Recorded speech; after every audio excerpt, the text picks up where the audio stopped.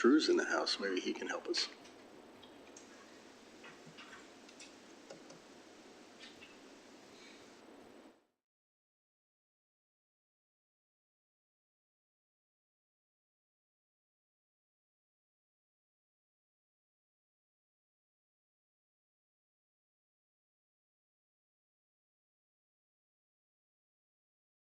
Hey, good evening, everybody. Welcome. We're going to have a meeting of the members of the Columbia Association. First order of business, I suppose, is approval of the agenda. Do I have a motion to approve the agenda? So moved. Second, okay. Any discussion? All those in favor? Okay, that's unanimous. First item on the agenda, the election of Mr. Paul Rader as the Kings Contrivance representative to the CA Board of Directors. Do I have a motion? So moved. Okay. Second. Ashley seconds. Any discussion? Any opposition? All right, so the motion passes unanimously. Motion to close, motion to adjourn. Motion. All right, Ashley, Second. Mike, you guys are wearing it out. Thank you very much. Any opposition? We are adjourned. The members of the Columbia Association is adjourned. Did we have to vote on that as the Columbia Council? Were we supposed to be, was it supposed to be a meeting of the Columbia Council? No, the members. Yeah. So, The members vote in the directors. most importantly, welcome aboard, Paul. Thank you for volunteering. Please come back next month. And we've got 5 minutes. Everybody just relax a little. And time to fill out all the documentation. It's an easy task. I can start on that. I don't know.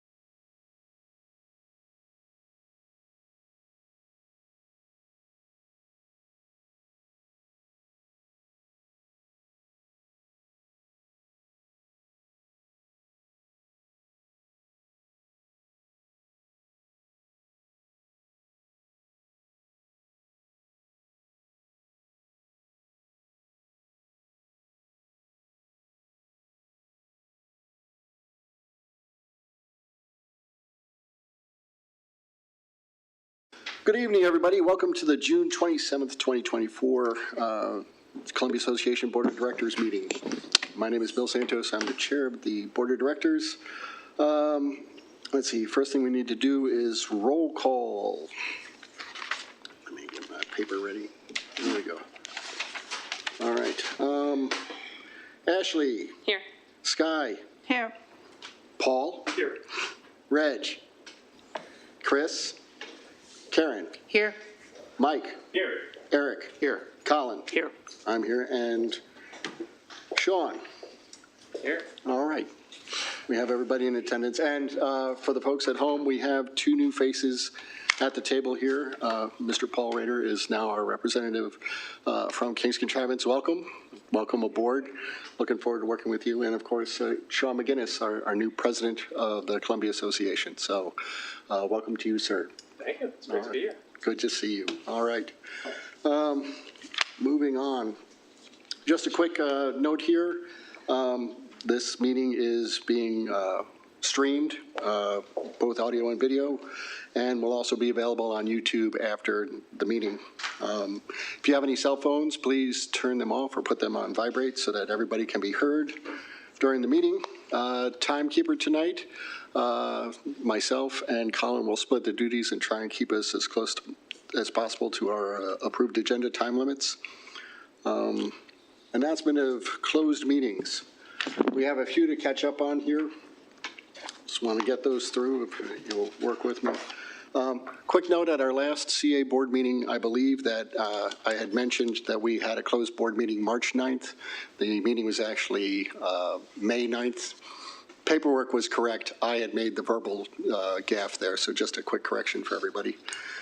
On to the current closed board meetings to announce. There was a closed board meeting on March 6th, 2024 at 11 a.m. It was the Columbia Association Ethics Panel. The committee members present were Linda Lawless, Chad Spencer, and Danielle Vranin. The vote to close the meeting was 3-0, no abstentions. The reason for closing it was Maryland Homeowners Association, Section 11B-111-4I, III, consultation with legal counsel on legal matters. The meeting ended at 11:40 a.m. That was that one. There was a second meeting of the CA Ethics Panel on May 29th, 2024, 9:30 a.m. Members present, Lydia Lawless, Chad Spencer, Danielle Vranian. The vote to close was 3-0. Once again, reason for closing, 11B-111-4I, III, consultation with legal counsel on legal matters. The meeting ended at 9:44 a.m. There was a meeting of the Architectural Resource Committee, closed meeting. Members present were Deb Bach, Carolyn Payton, Eileen McNamara, Lexi Milani, Carl McKinney, who is an at-large member of that board. The vote to close was 5-0, and that was done at a time of 1 p.m. The reason for closing was 11B-1114V, consultation with staff personnel, consultants, attorneys, or other persons in connection with pending or potential litigation. The meeting was opened once again at 2:24 p.m. All right, and our last closed meeting to announce was held on June 13th of this year, 2024. Members present, it was the CA Board of Directors, was Sky, Reg, Karen, Chris, Mike, Eric, Mr. Dennis Matty, myself, Bill Santos, and Ashley Vaughn. It was closed at 7 o'clock. The vote to close was 7-1-0. The member voting against was Mr. Eric Greenberg. Meeting opened at 9:15 p.m. The reason for closing, 11B-111-4III, consultation with legal counsel on legal matters. As all of the closed meetings that I have, thank you all for getting through that with me. It's nice to be able to look up at everybody's faces. Let's see. I have all of this stuff here. Moving on.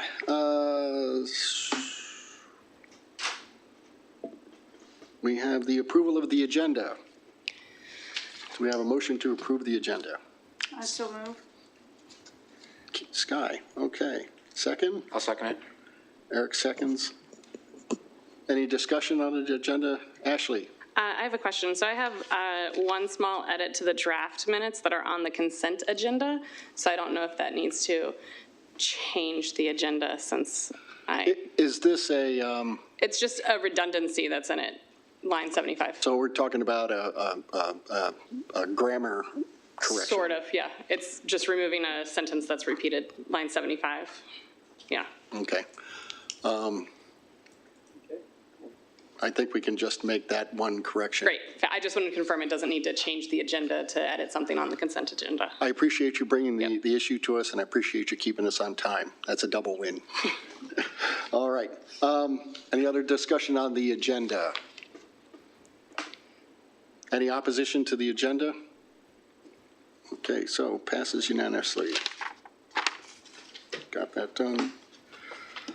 Next up on our agenda, the Columbia update. Sean? Yes, so we have, There you go. I gotta get used to this, sorry about that. We have 5 videos to present to the board tonight. The first is Books in Bloom. Going back to mid-May, CA once again partnered with Books in Bloom. Sorry, I said Books in Bloom. If you haven't attended this event, this literature festival takes place in Colorburst Park every year. As was mentioned last month, our team moderated one of the most well-attended authors, Amanda Montell, and our street team was also out to share our mission and impact with those who came out to enjoy this literary festival. So here's Books in Bloom.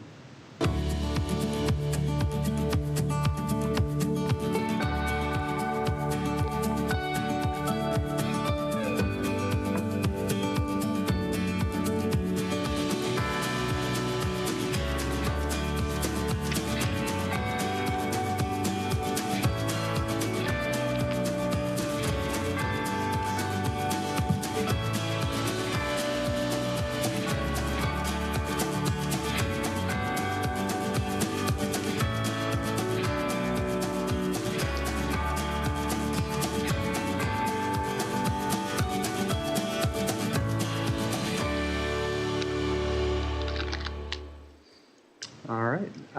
Next up is AAPI Fest. On the same day as Books in Bloom, our team was also in Symphony Woods for the County Festival recognizing Asian American Pacific Islander Heritage Month.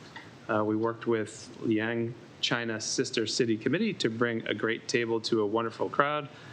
Here's a small glimpse of that event.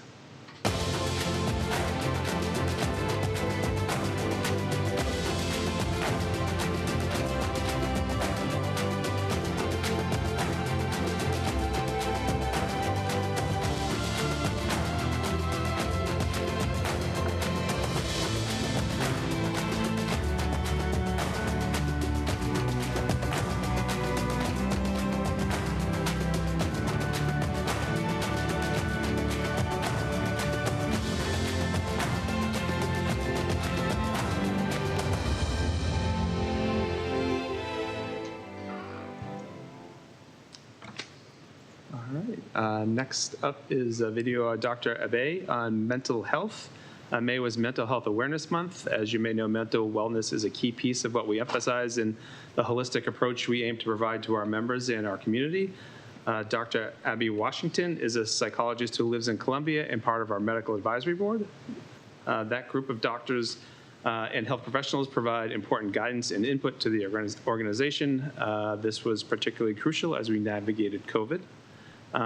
Dr. Abby was kind enough to share some of her personal insight on the importance of mental well-being.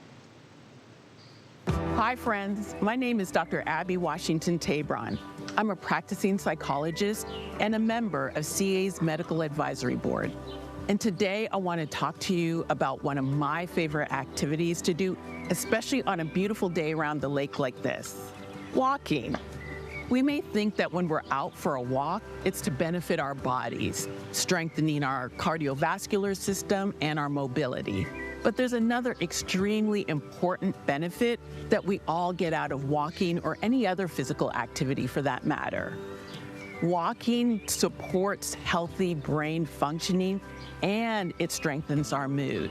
So maybe we're one of the 1 in 5 Americans who's been diagnosed with a mental health condition, or maybe not. The important thing is that walking and physical activity benefits all of our brains. Science shows that physical activity triggers a release of serotonin and dopamine, neurotransmitters that can improve our mood almost instantly. So this Mental Health Awareness Month, consider adding a walk to your daily routine. See you on the trail, friends.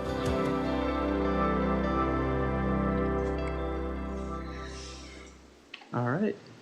Next is our own Dan Burns here with us tonight, who was kind enough to provide a video on Men's Health Month. June is Men's Health Month. We took the opportunity to highlight, as I mentioned, our Vice President of Community Programs and Services, Dan. While individuals of all gender identities struggle with their physical health, statistics show that mental health continues to be one of the biggest challenges for people living in our community. Studies also show, as Dan will share, that men are less likely to seek help when facing those struggles. So. Hi, I'm Dan Burns, Vice President of Community Programs and Services at CA. June is Men's Health Month, and I'm here to take the opportunity to talk about talking. Statistics show men suffer from many of the same mental and physical health challenges as other gender identities, but that we're far less likely to seek care. Changes in how open we are about our well-being can be incredibly impactful, not only on ourselves, but to those around us as well. So guys, just a reminder, speak up and seek care if you need it. Your health and wellness matters. All right, great. Thanks, Dan. Yeah. Look for more videos from Dan. Next is Columbia's birthday. The Lakefront Live series is in full swing, and concerts kicked off earlier this month with a real party. We celebrated Columbia's birthday with free ice cream and Lakefront Live floppy hats for the first 100 or so people who let us know a little bit about themselves. It's part of our effort to get a better understanding of who we're serving in that space. Performance from the Bone Shakers and Howard County native Deanna Bogart capped off this incredible evening. Here's a look back on that event.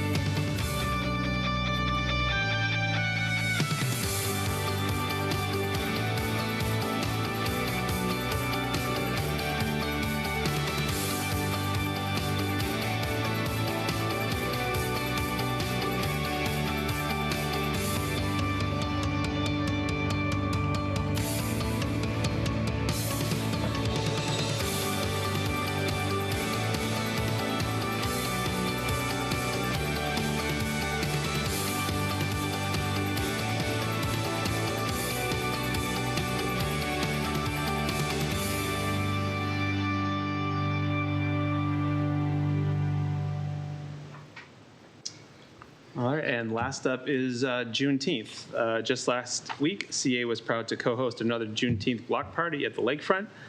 The free lineup included a DJ, women of color vendors, line dancing, the Wild Lake High School step team, a performance by B-Funk Dance Company, and a show with DuPont Brass. Weeks before their concert, DuPont Brass also held a free workshop for young people interested in getting into the music business. CA partnered with The Third, the Meriwether Arts Council, Meriwether Arts and Culture Center, Downtown Columbia Partnership, and Howard Hughes to bring this event to the community. It could not have happened without this collaboration, and you'll see in this video it all paid off. And I was fortunate enough to attend this one in person, and it was really impressive to see the community come out for this event.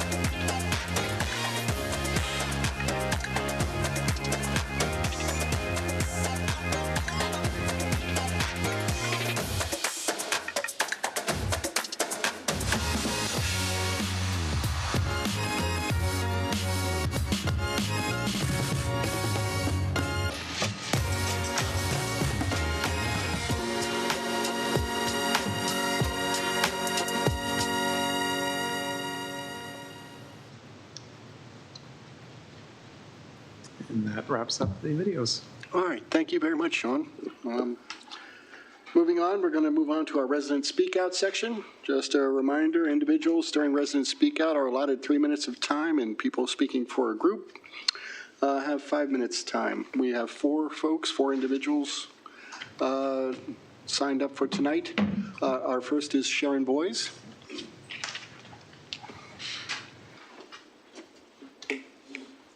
Good evening, Sharon. Good evening. Good evening, board members, and welcome, Mr. McGinnis. Welcome to the community, and thank you for your interest in our town. Thank you for this opportunity. My name is Sharon Boyce, and I represent a grassroots citizen organization called Protect Our Streams. My family moved to Columbia in 1969 when I was 5 years old. I met Jim Rouse as a child, and I felt like I was a part of something special growing up around here, a green park-like utopia. I'm surprised to see such an ambitious agenda this evening. Mr. McGinnis has had less than 2 weeks to read and absorb everything that is being proposed and to learn of the successes and failures of the current strategic plan, or how the community feels, or what impact these decisions have. So the first thing we're asking for this evening is a pause. Slow down a minute.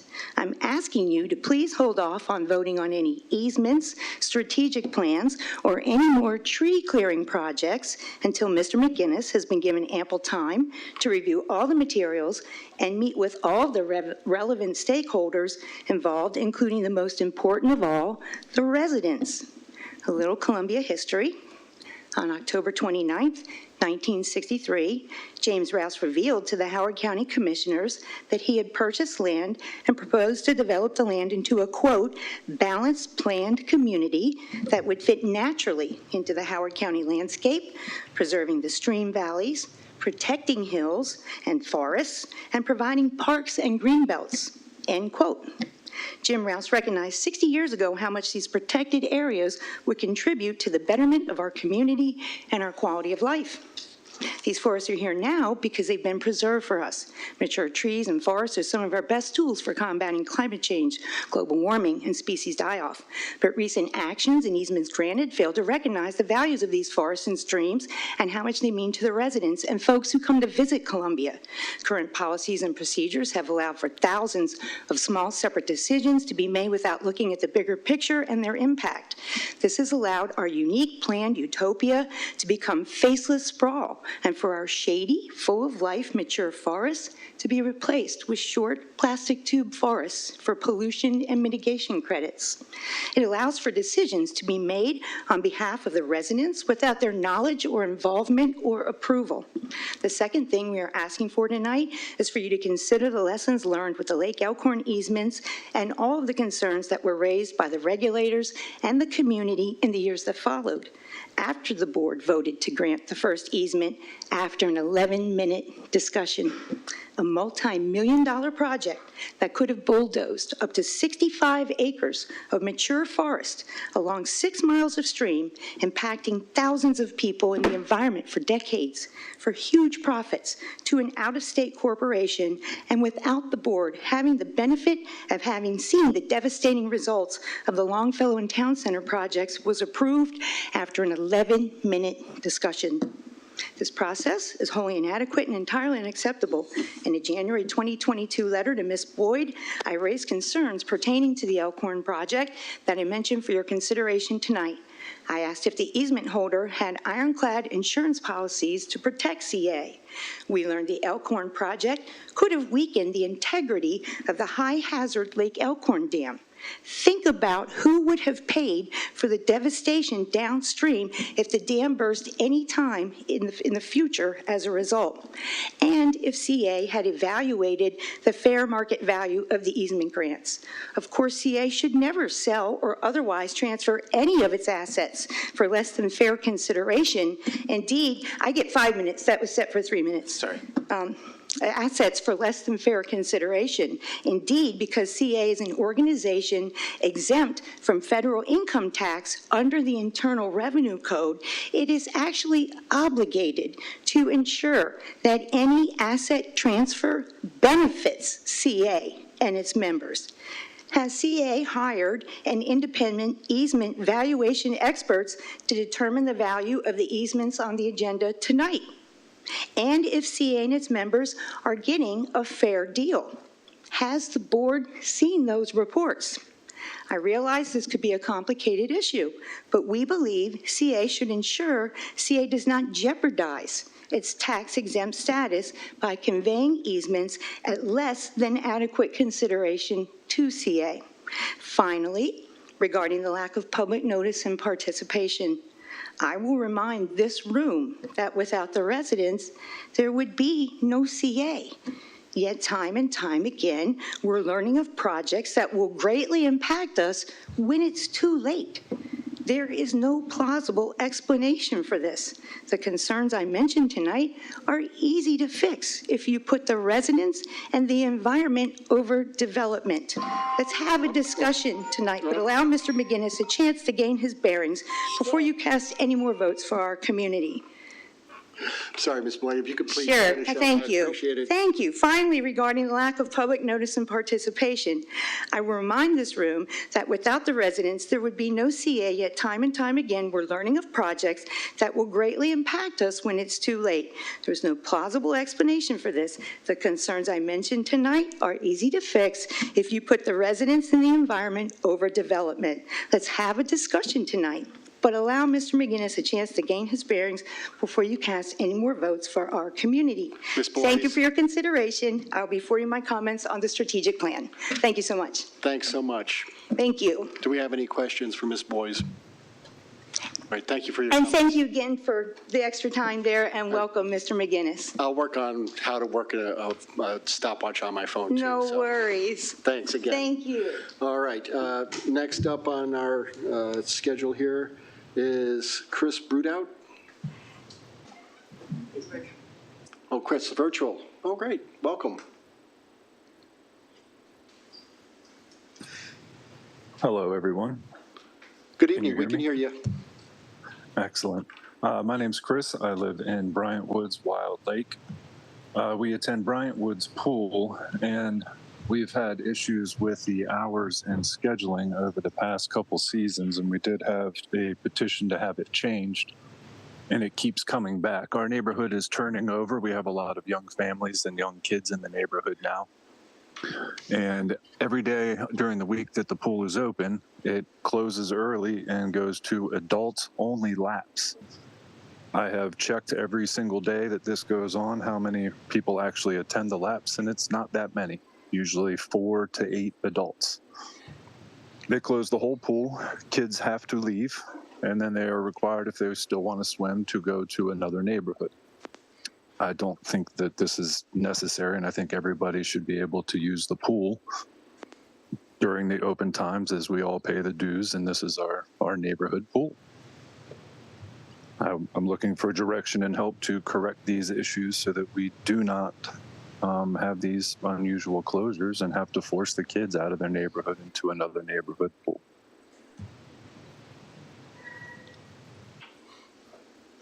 Okay, thank you, Chris. Does anyone have any questions? Ashley? Ashley has a question for you, Chris. Yep. Hi, Chris. Yes. Have you reached out to the Aquatics Committee about this? I have reached out 3 times. The first time on the phone, I got the runaround. Well, we don't know if it's a board decision or an aquatics decision. So then I sent out a couple of emails to Matt as well as Darko. Those emails were not returned. I made phone calls to Matt, left him messages. Those calls were not returned. And so that I decided to sign up for the Resident Speak Out Board to seek some sort of help on how to correct this. We fixed this before, Got it. so I'm Thank you. just trying to do that again. All right. Anyone else?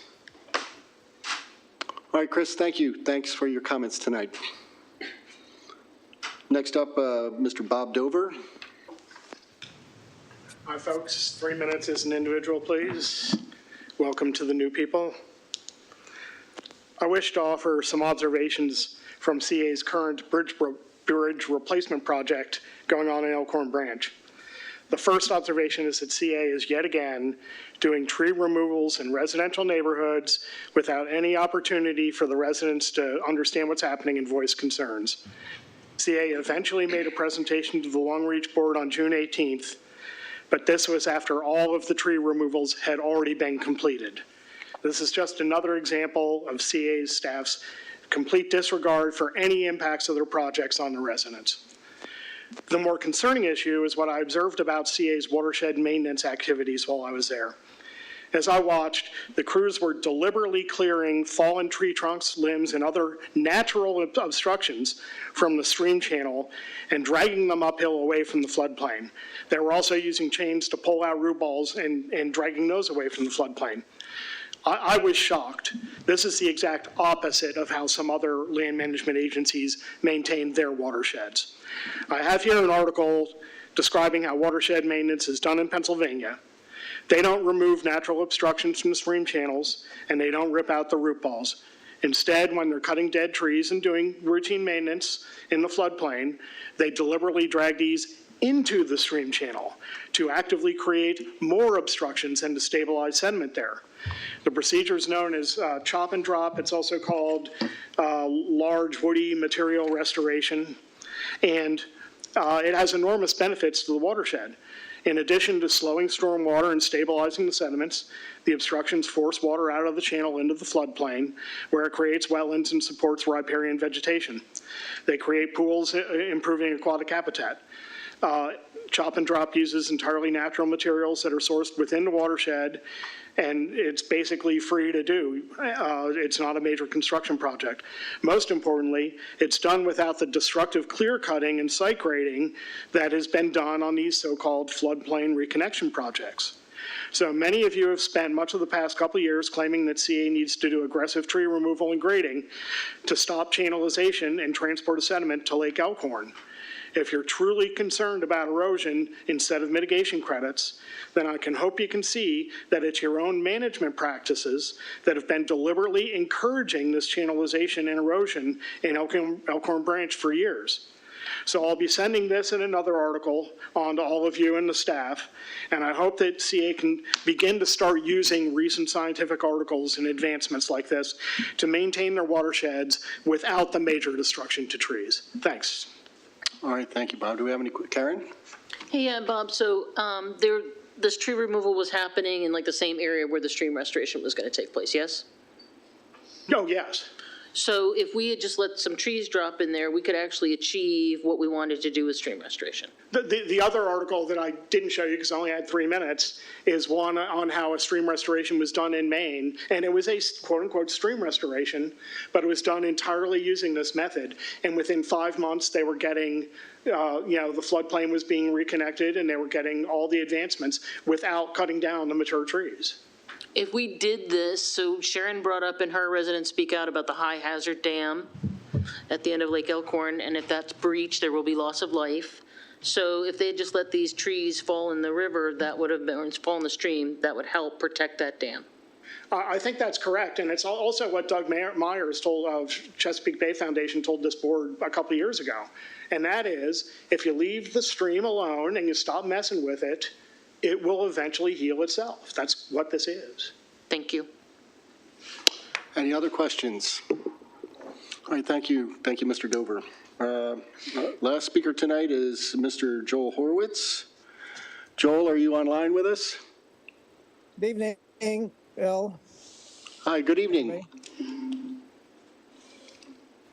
Joel Horowitz, record Harper's Choice board member, speaking for myself. First, regarding Ashley's problem with line 75, I can't find that issue. I also briefly state that disappointed at your lack of filling the appointment to the Inner Harbor. You have an obligation for CA's rights for the operation of the Inner Harbor to have your 2 members there. But mainly I'd like to talk about, debate spin room later this evening. I find myself once again having to correct CA on its omissions and misstatements regarding the relationships with the villages. You appointed a new board member, which had references to the charter and the bylaws, but you refused to hold a council meeting as specified in the articles of incorporation for the villages, as I've repeatedly written and spoken about. Just ignoring my concerns is not appropriate. If you have a coherent response, please put in writing. Dennis's response was wholly insufficient. I've spoken about the policy for voting in village elections. Nobody seems to understand or to follow it. especially when Dennis responded to it. If CA did understand it, you'd not be putting on page 6 of your Village Community Association's overview that villages allow community property owners to vote in all of them. It's not true. King's Contrivance and River Hill only allow natural persons. On page 6, you also state that CA plays no role in the election process. This is not true. First, CA is party to the village covenants. You have previously shared that CA does not have a right to vote under the covenants of 6 of the villages. But many of the villages incorrectly rely on CA's policy vote to reach quorum. Moreover, CA has been advertising the elections to all the residents and provides the assessment list to the villages to determine their membership for their voting in each village. On page 12, it states that the villages can impose their own assessments. This is incomplete and misleading. The provisions in the village covenants are feckless. They cannot be enforced. No lien can be imposed. Only voting rights, other than those for election to Columbia Council, can be removed, which again, you fail to recognize the superiority given in the governing documents placed on the Columbia Council members. Failing to pay also suspends the right to vote and the right to use the community association land, but this is meaningless because the villages don't own any of the property. Lastly, if one wishes to become a member, they need only pay the current year's assessment and not the delinquent dues and assessment for prior years. I've been told that CA wishes to eliminate the villages. If this is true, you better state that now. Otherwise, you risk repeating the fiascos or the bankruptcy lien, the neighborhood centers, and the village signs. Did CA ever learn from your mistakes? How do you have the audacity to have the strategic plan that says build and maintain trust and open dialogue between CA and its community partners, but then you're two-faced because I understand you've been working in the dark, perhaps at your closed meeting that you mentioned earlier, on the village relationship and the managed contract. So welcome, Sean, to Columbia Conflict 101. All right. Thank you, Joel. Does anyone have any questions for Joel? Oh, I have one last question. Karen? Joel, do you think the outcomes of any of elections would be different if the villages followed the rules the way that you're stating? Not necessarily, but since Harper's Choice and some of the others have been having continued annual meetings to meet the state requirements for quorum, that possibly could be impacted. I think most of the election results were far apart and nobody really voted at the continued annual meetings. I know they didn't in Harper's Choice. But it's more than just the result. It's the whole function and the fact that CA shouldn't be voting. I explained to you, more importantly, that CA does not own any land under the covenants of 6 of the villages for voting purposes. So you have a policy that no one understands and you're not even following the one you wrote, because River Hill shouldn't be, CA shouldn't be voting on River Hill as you did the last 2 years you tried. All right. Thank you, Joel. Karen, are you saying that, what was the purpose of your question there? Well, Joel seems to be insinuating that the village elections, that they're including votes that they shouldn't be including. So I just want to know, is the outcome of any election be changed if they did what Joel is asking? Votes from who? He's saying that CA is voting commercial properties, things like that. He's saying we've got things wrong here. And I'm asking, does he think that there's any issues with our elections? And he said no. Right, okay, because CA has an explicit policy that we only submit votes for the purpose of quorum and never for or against any particular candidate. Mr. Greenberg? So yes, however, CA is allowed to vote in some elections, but not others. And so I think that's what Joel was getting at. So for instance, River Hill, we vote by resident. To the point that would the outcome have changed, the question would be moot for Columbia Association votes. I just want to make sure we were clear on that. That was not my point. Mr. Horowitz, I appreciate your input today. Thank you. All right. Moving on. Old business. Item 7A.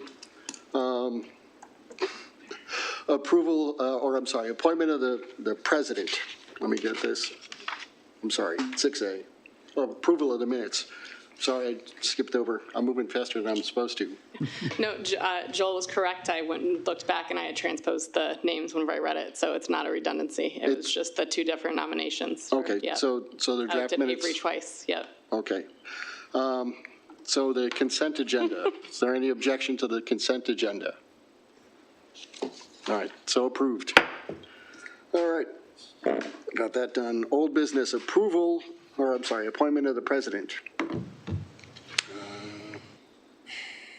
we go. All right, I will read this out loud just so that we're good. Be resolved that the Columbia Association Incorporated Board of Directors hereby removes Dennis Matty as interim president, CEO of the corporation effective June 14th, 2024. Be it further resolved that the Board of Directors hereby appoints Sean McGinnis as president, CEO of the corporation effective June 17th, 2024. I move to approve the resolution. We have a motion to approve. Second.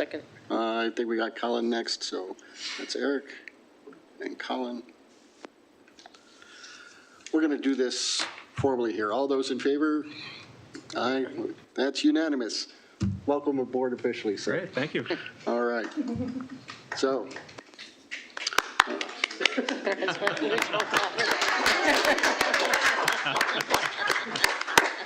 I liked the build-up. This little. We try. There we go. All right. So we got that. Back to you. All right. Follow up on the strategic plan. All right.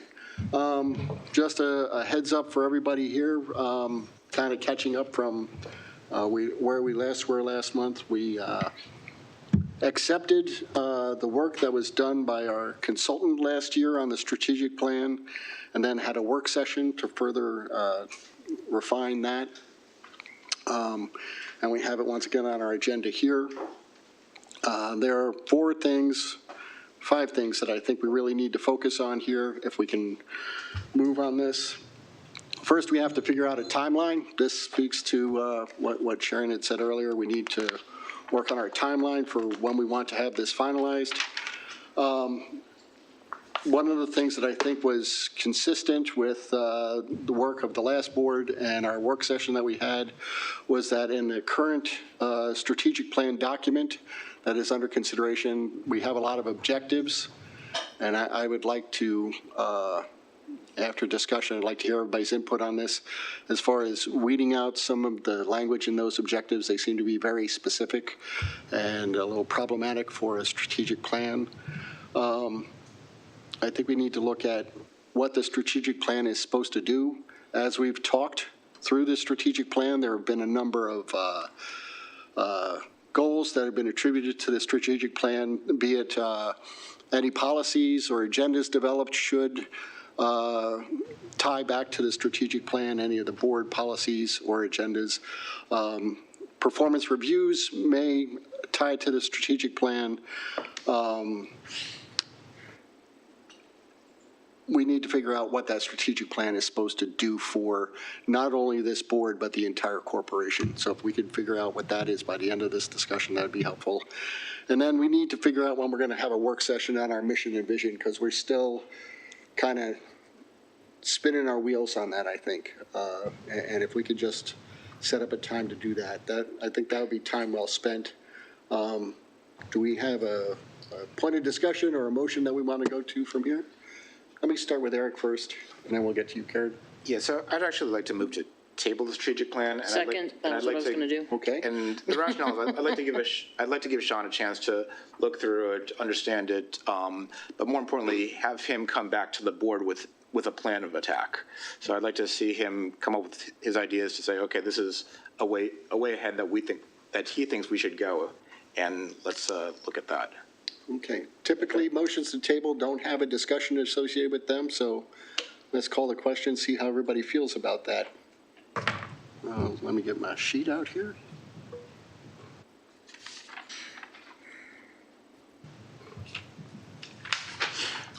So motion to table strategic plan.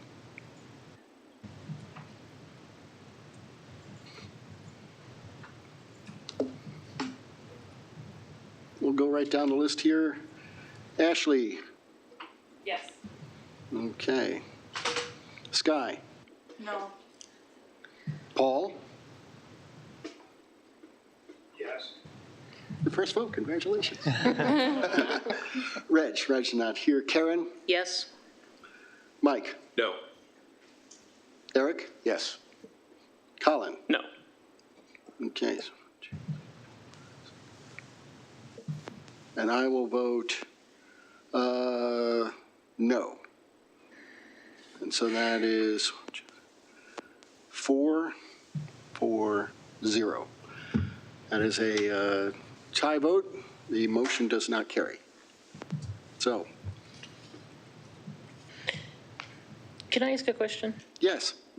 For the people that voted no, you don't want Sean to come to us with a vision? That's not, you don't want our new president to have the opportunity to provide his thoughts on this? I mean, I just think it's a mistake. I'd kind of like us to, I'd like to make a second motion. I'd like us to vote through this again, but maybe we should discuss this. I feel like we're imposing ourselves on a new president. I agree with tabling it. Let Sean come up with the goals that he feels are achievable for this year. So for the people that voted no, I'm just kind of curious as to what your thoughts are. Well, Sky? Colin was first. Oh, Colin. I don't disagree, Karen. The biggest thing that I wanted to have a conversation about was timeline, because I think as an organization, it would behoove us to start moving forward. But I agree with you that I want Sean time to process this, but I just want to have a clear vision for what the timeline is so that we know how to move forward. That's really all I wanted to get out tonight. I appreciate that. I think that, like, what I would really like to see is. Karen, I'm going to Sorry. go on to Mike. He had his hand up, and then I'll come back to you. I think if we just move forward with a conversation that will answer your question, and it will be quicker than explaining what we want to talk about. Let's just go forward, and I don't think we're going to be that far apart from one another. All right, Karen, if you come in, and I'm going to jump in and then back to Eric, okay? So I think for timeline, let's just focus on the end date, and let the president fill in the gaps in between. So I'd say 6 months is a reasonable time. So I would move to table and then request that the president come back with a timeline where we have a completion target date 6 months from now. Once again, if we have a motion to table, we There's no can't discussion. discuss that any further. Killing me. So I will move that we establish a timeline with the goal of approving a strategic plan in 6 months from today's date. 6 months from today, okay. I'm going to, well, let me see, do we have a second for this motion? I'll second it. Okay, Point of order. yes, I did not give up my term when I said Collins raised his hand before I did. I'd still like to explain why my apologies, Against it. I appreciate you calling me on the carpet for that. Sky, if you want to provide some input as the first part of this discussion here. Yeah, I voted no on tabling this discussion. I feel that if we spend a half hour on it now, it might be a good introduction for Sean. And again, it's just a discussion. We can get out our various ideas and propose things to think about in the future. I see no harm in not discussing this for a half hour. Thank you. All right, thank you. And I'm just going to, like I said, I guess to get in the queue here, as we're working through this strategic plan and allowing not only Sean, but also Paul to get up to speed on these things, we have a lot of moving parts here. This organization keeps moving forward, and we've got to come up with president's goals and board goals, both typically that are reliant on strategic plans for our next meeting. So there are other things going on. This is a little bit of, in my opinion, a chew gum and walk kind of situation. We need to, if folks need time to review, and I think that's important, that's great, but there are other pieces of this that we should be working on, and I think the timeline is one of the critical things. Does anybody have any more comments on the 6 month timeline? Mike? I think 6 months seems okay to me. I guess that's one of the things I actually like staff's input on what they think is a reasonable timeline. Okay. But I wouldn't want to limit our conversation tonight to that. There's a couple other things that I would like to talk about. Okay, all right. This is a great moment for Sean, if you want to jump in. How does 6 months work for staff? Do you have a feel for that, or? To finalize the draft strategic plan, well, to have the board vote to finalize the strategic plan, correct? Yes, I believe I so. think we could probably make that happen in 6 months. Ultimately, it's up to the board, so we'll have to kind of craft it and revise it with input from the board, but I think we can make that happen in 6 months. Okay. All right. I appreciate your input. Just want to make everybody cognizant that if we're doing that, we're parallel tracking both the budget workup and the strategic plan in the same time frame. That is a heavy lift on staff, I think. I want to just make everybody cognizant of that. We can vote to extend it if needed, right, down the road. Yes, we can make a motion to extend the timeline, yes. But do we need, for instance, an interim report from staff on how the work is being done, or from our end? Say in October, if we're not making significant progress, do we do it then? Because I don't want to put everybody on overtime here. I saw Mike's and then Karen, yes. Yeah, I guess what I think we're doing right now with Eric's motion is saying that the staff's going to come back to, we're going to say, hey, 6 months, come back to us with a kind of a plan, just like we're doing tonight with the budget, of how we're going to work towards completion on that time frame, right? So I think all of that is kind of inherent in what you just said is inherent in what I think Eric's motion is. So to use the analogy, yes, we Eric, I appreciate that, but Karen was next. I just want to make sure. We keep the conversation going. It's fine. I'll speak when these guys are done. So, yeah, so to use the analogy, there is a schedule, proposed schedule for the budget in the packet. And so the motion is really to have staff come with a similar schedule for the strategic plan with the end goal of 6 months from now. Mm-hmm. So that basically the motion just sets the end date. All the in-between dates are TBD. That's basically what the motion is. Basically saying, okay, what are the TBD, the in-between steps? All right, Karen.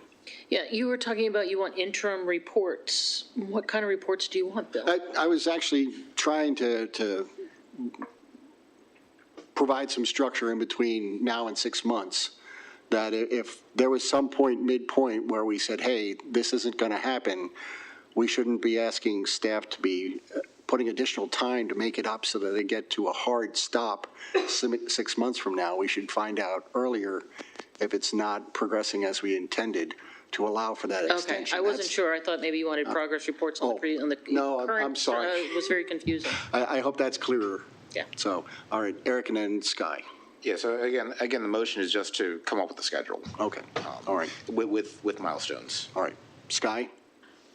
I'm not sure I understand. Are we planning to come up with a schedule within 6 months? So 6 months from now, we will have a schedule of how to work on the strategic plan? No, I believe what we're looking at right now, Sky, is a schedule to have the strategic plan completed in 6 months. Okay. Yes. Clear? Okay. All right. And who will be completing it? Who will be doing it? I think there's going to be lots of, well, I don't want to speak out of turn, but I believe that we're going to have to provide some of the components here, clearly mission, vision. We're going to have to review some of the changes that are made. Staff is going to help us, I would imagine, with some of this. Isn't that up to Sean to decide? Yeah. So then we got Mike. I think inherent in Eric, do you mind saying something like adding something to your motion that's like, hey, and we're going to have the schedule no later than the next meeting, right? Isn't that kind of implied in what you're saying? I'm just saying to put to Sky's point. So I did not put a deadline on the schedule. I would hope it would be the next meeting. Right. That doesn't sound like too big a lift, but I did not set a date on when the schedule is due. All right. Would you amend your motion to that? I will amend my motion. Does next meeting work for a schedule? A proposed schedule, yes. Okay, so I will amend the motion that the president comes back to the board with a proposed schedule, with a tentative board vote for 6 months from now on the strategic plan. Okay, so, Ashley? Yeah, given that I don't think any of us know what month, the past 5-year strategic plan was approved, if any part of it is expected to be implemented, my only concern is, one, I'm assuming doesn't really impact operations, but if there are aspects of it that Sean's performance could be graded on, that would obviously not work out because we are delaying this for so long, right? Like if we're holding staff and specifically the president accountable to achieving certain things within the strategic plan that we're not going to have implemented until close to the end of our term, then that won't work very well. So I just want to ensure that won't be an issue. All right, we got to pick on, I think we'll go with Karen. Yeah, I mean, Ashley, why don't we make a motion that Sean present us with goals? In lieu of a strategic plan, we need goals. For annual goals? Mm-hmm. Okay. Would that? I don't want to set the bar too high and unreasonable, right? That we're like, oh, well, this wasn't accomplished, but we didn't know until January, right? That we wanted it to happen. I think there's a motion on the floor. Okay. There's not. It was a suggestion. It was for discussion. All right, everybody, all right. It's important point. I believe that our next board meeting is a discussion of president's goals and board goals, so we can handle it through that process. Okay. Would you agree with that we could handle the board goals and the president's goals next meeting? Yes. All right, so there's agreement on that. Eric, you had your hand up. Karen just basically said what I was going to say. All right, I think I'm going to call the question on this particular, Mike. I don't know if this needs to be an amendment to your motion, but really the only other thing that I wanted to talk about tonight is that really there is, for Colin, Paul, myself, and Ashley, we haven't had any input to the strategic plan yet, right? Like everything that's been documented so far has been from last year with the last board's input. So part of this plan has got to be like enabling us to say, hey, here's what we actually want to see happen over the next 5 years. So that's, as long as that's part of the plan, part of the schedule that we're putting together, then I'm good. Okay, Sky. Do we all have the same idea as to the definition of a strategic plan, what it is? I think that should be step one before the timeline. Okay. And I think there was some. All right. We did that step. We did that step already. We already voted to approve the purpose of the strategic plan. All right, everybody. You guys have got valid points, but we've got a motion on the timeline here, and then we can revisit this once we get the motion done. So let's call the question. Okay? I'm going to do my best. All right. The motion is to establish a timeline of 6 months to provide a complete strategic plan for the board to vote on. And a timeline will be, a schedule for the timeline will be provided to the board at our next meeting in July of this year. That is the motion. Okay? I'm going to go this way. Colin? Yes. Eric? Yes. Mike? Yes. Karen? Yes. Okay. Paul? Yes. Sky? Yes. Ashley? Yes. And I will vote yes. That's 8, 0, 0. 8. Motion passes. So look forward to a timeline in 6 months and a schedule at the end of July. Very good. Mike, picking up on your point and Sky's point here,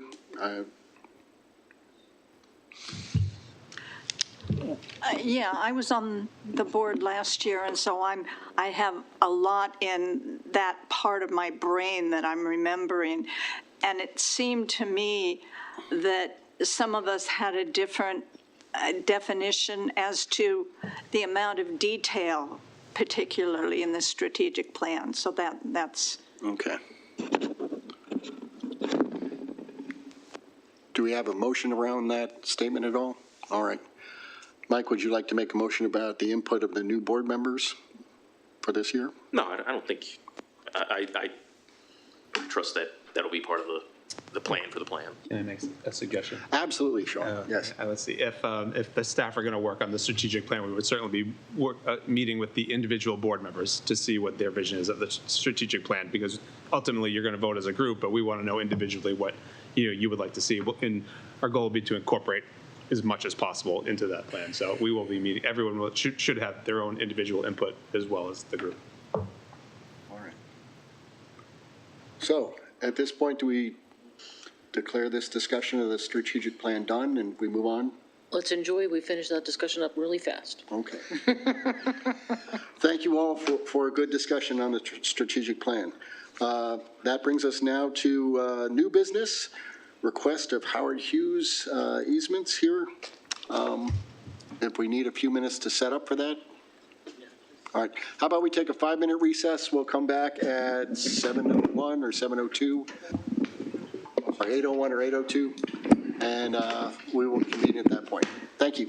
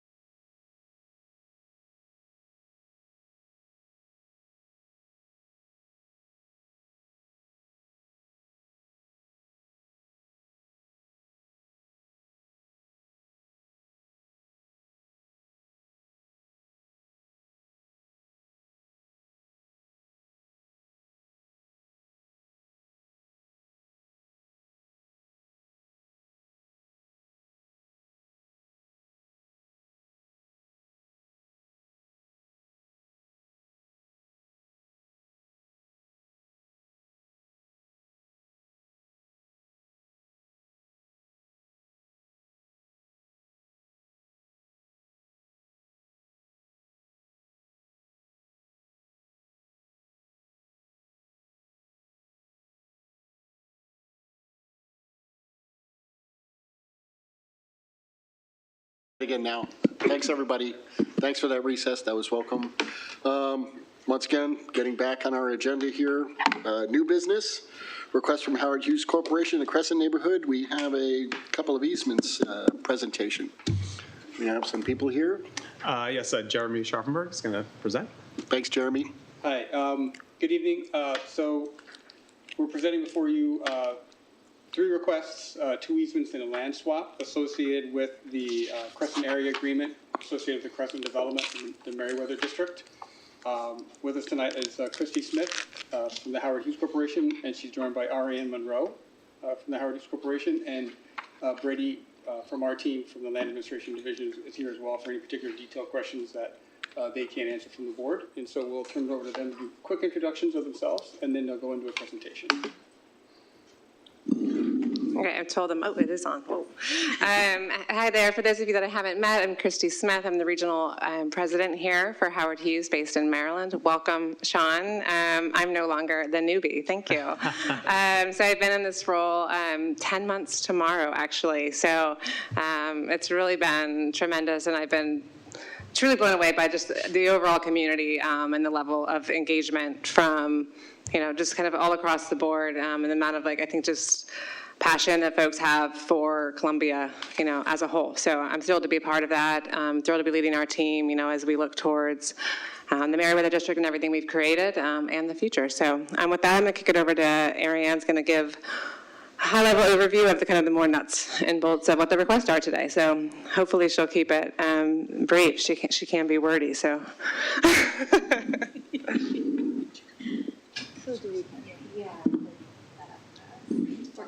PowerPoint presentation? It's definitely on. Yep. Yeah.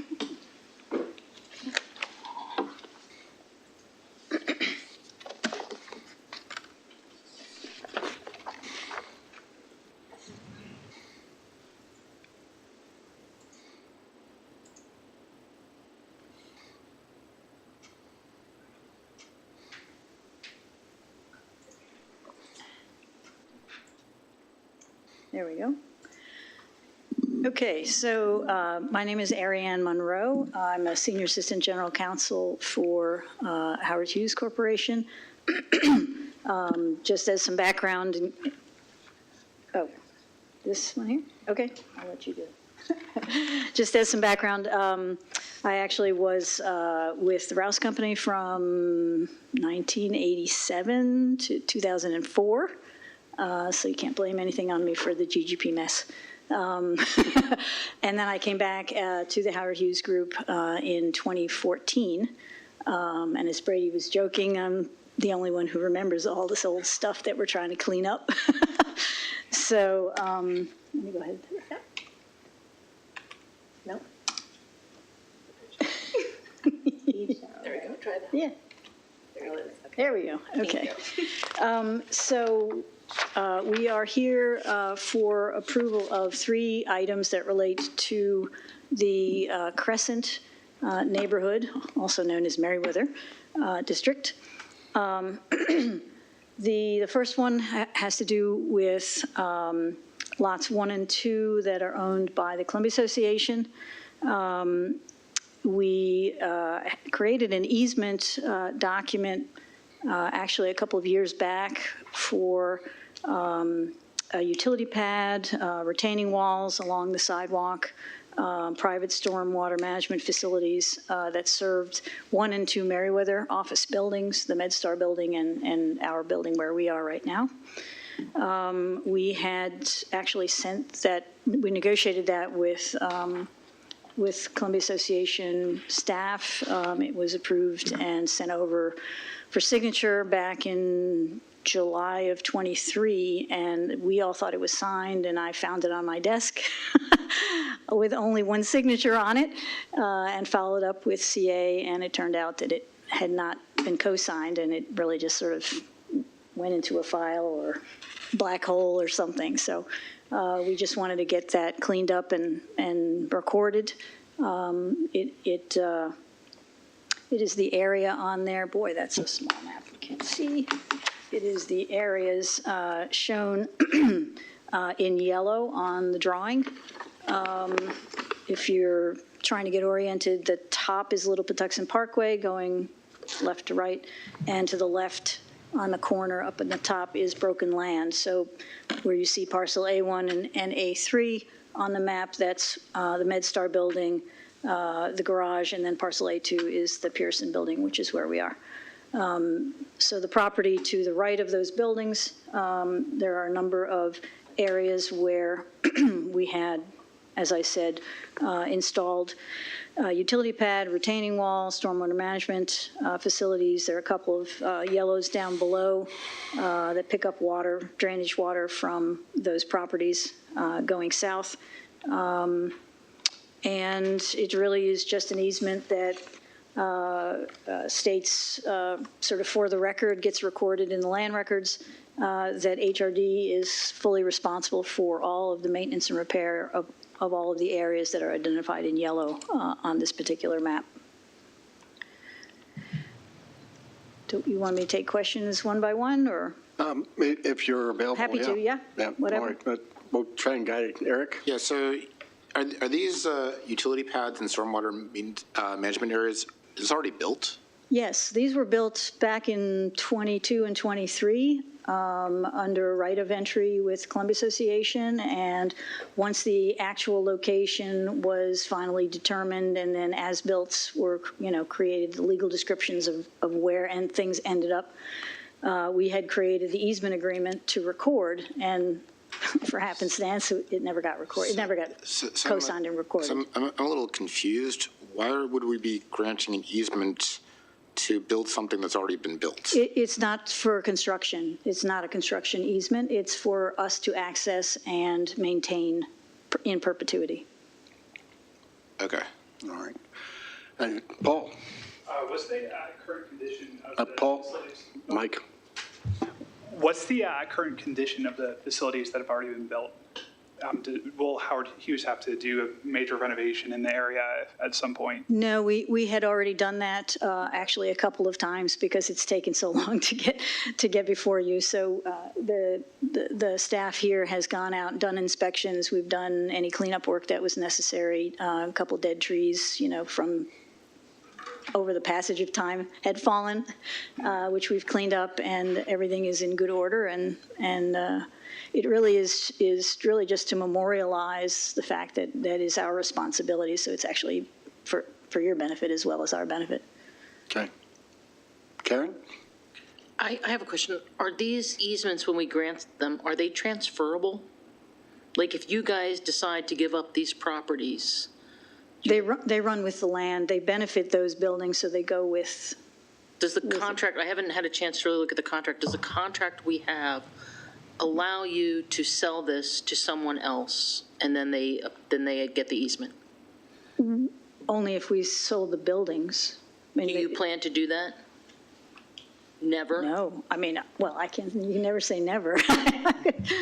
But no, the easements run with the land, which means they go with whatever buildings are benefited by those easements. And so if the buildings are sold, the next person gets the same benefit. Obviously, it's not benefiting the person, really. It's benefiting the property, the building, right? So if you own the building, you still need utilities, you still need stormwater management. So whoever owns the buildings needs those things. That's why it runs with the land. Okay, yes. Eric? So I'm still a little confused. So there was obviously an easement to do the construction.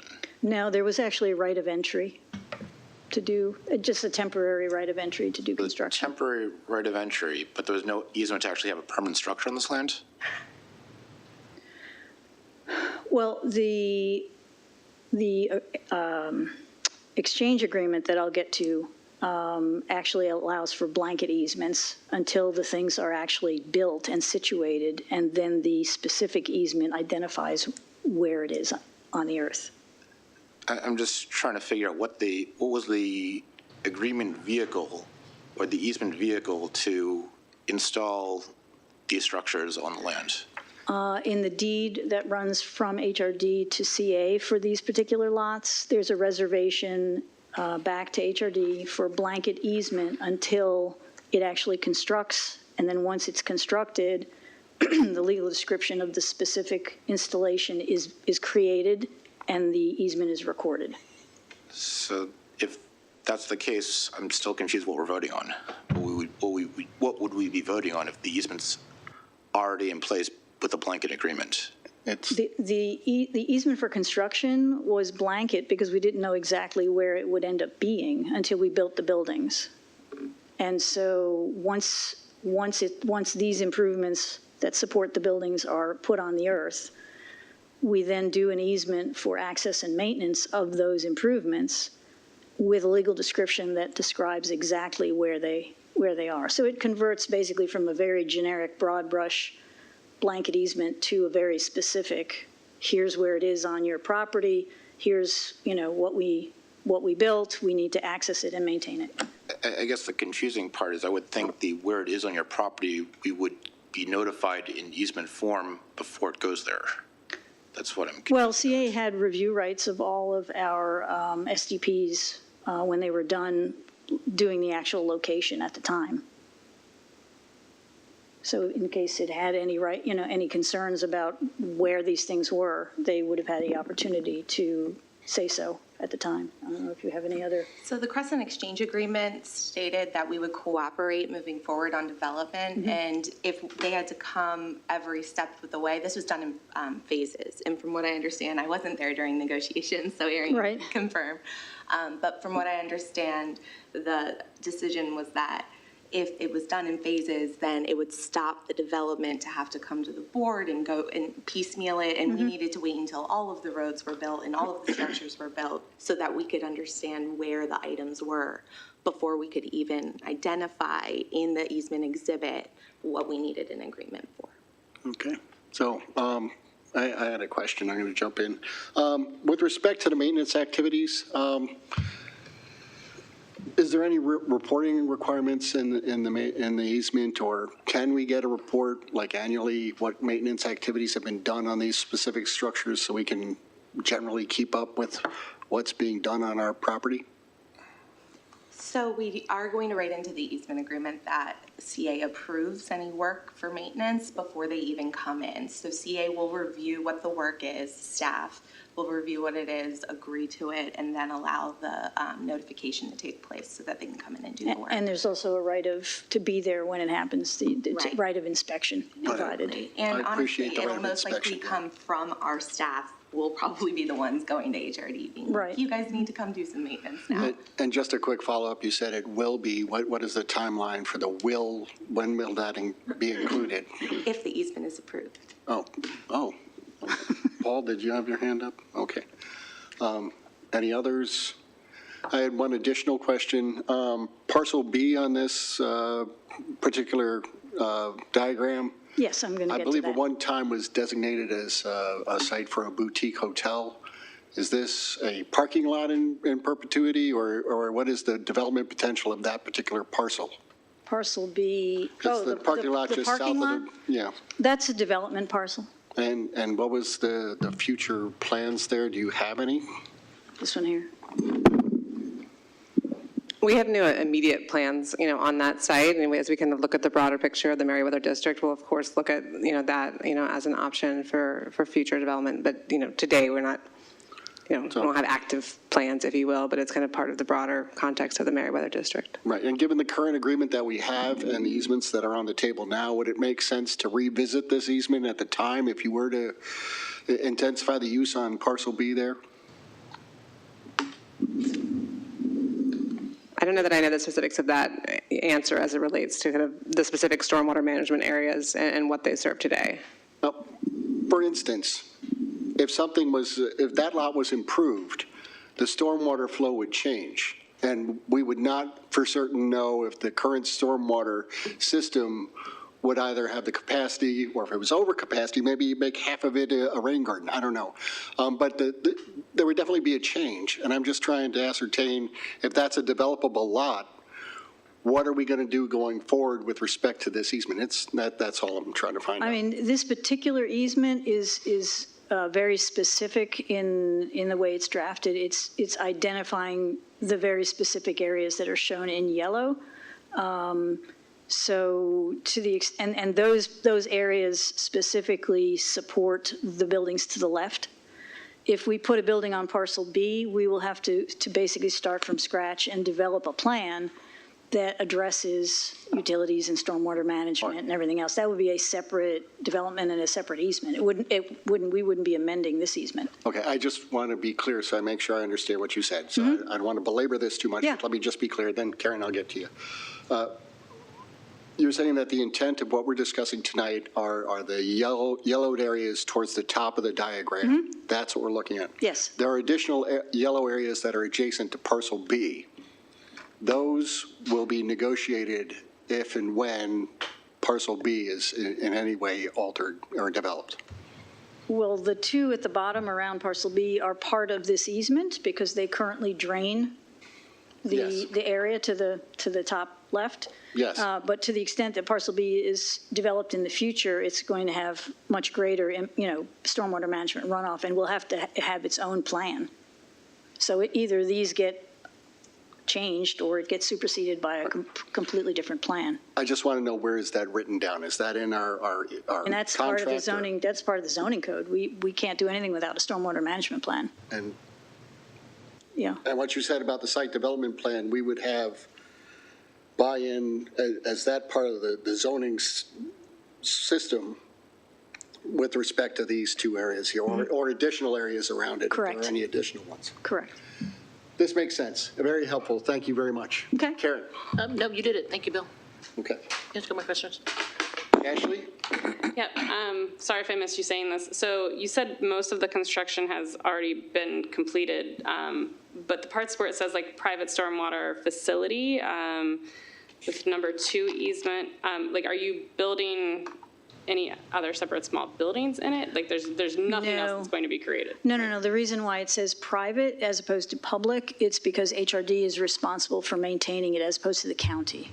Okay. If it said public stormwater management, we wouldn't be here. It was more the facility part that I was. Oh, thinking of, no. like, It's yeah. Like the wall, I get, great, fabulous, the retaining walls and everything. It really is identifying it as a facility that we're responsible for, that the county won't take care of. We have to take care of it. Okay, and then. And everything is built, 100% built, has been in place since beginning of '23. Okay, and this may be a question for Brady to answer of, is there a standard of maintenance that they are held to, and repercussions or, something for us to do if it's not met?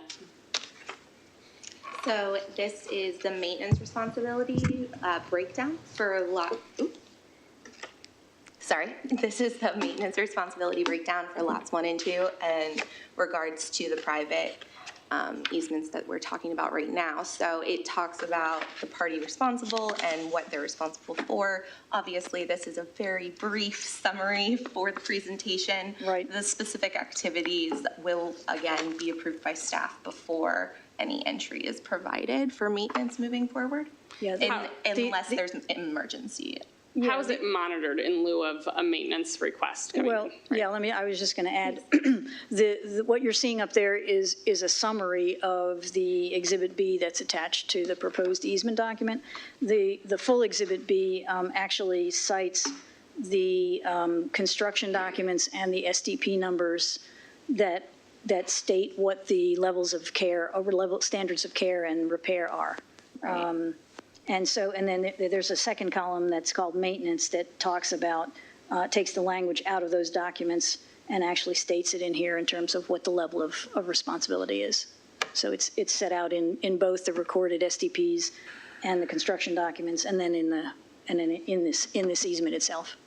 Correct. There's stipulations in the plans, the SDPs from all of the development plans throughout the Crescent neighborhood development that stipulate specific items that need to be done on an annual or whatever basis. Right. And it's different for each area, depending on the circumstances. All right. Thank you, Ashley. Eric? So right now, without the easement, how are these facilities being maintained?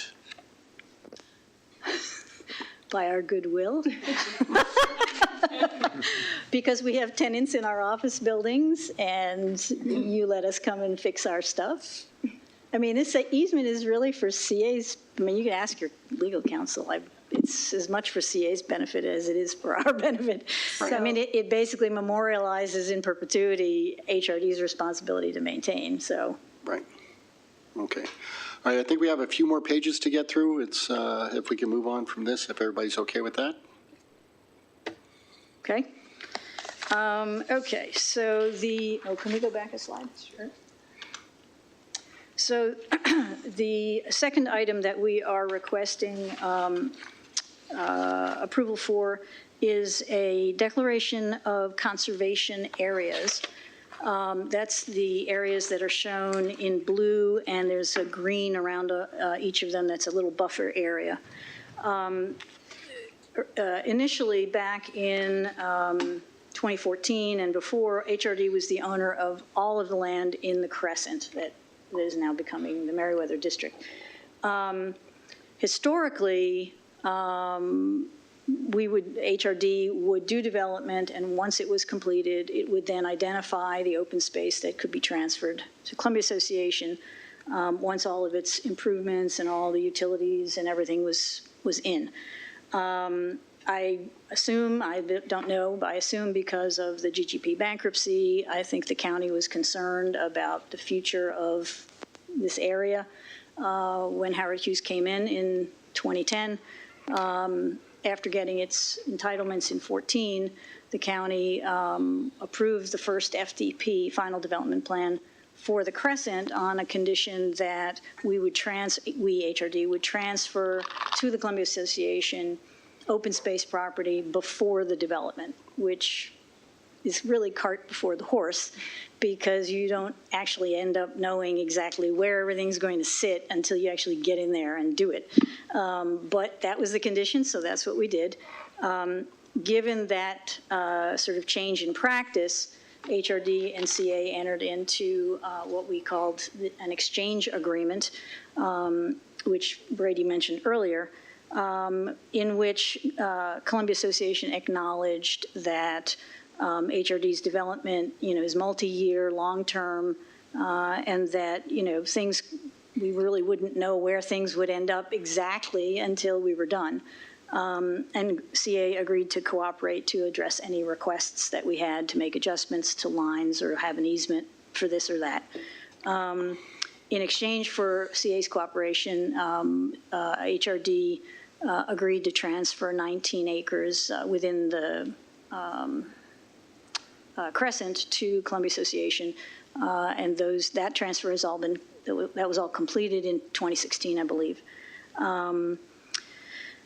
And so as part of our FDP and permitting process, because there are so many wetlands in this area, MDE and the Corps of Engineers, of course, had a say and made a further condition on us that the wetlands be properly addressed and protected, that any stream valleys or streams be properly addressed or protected by us,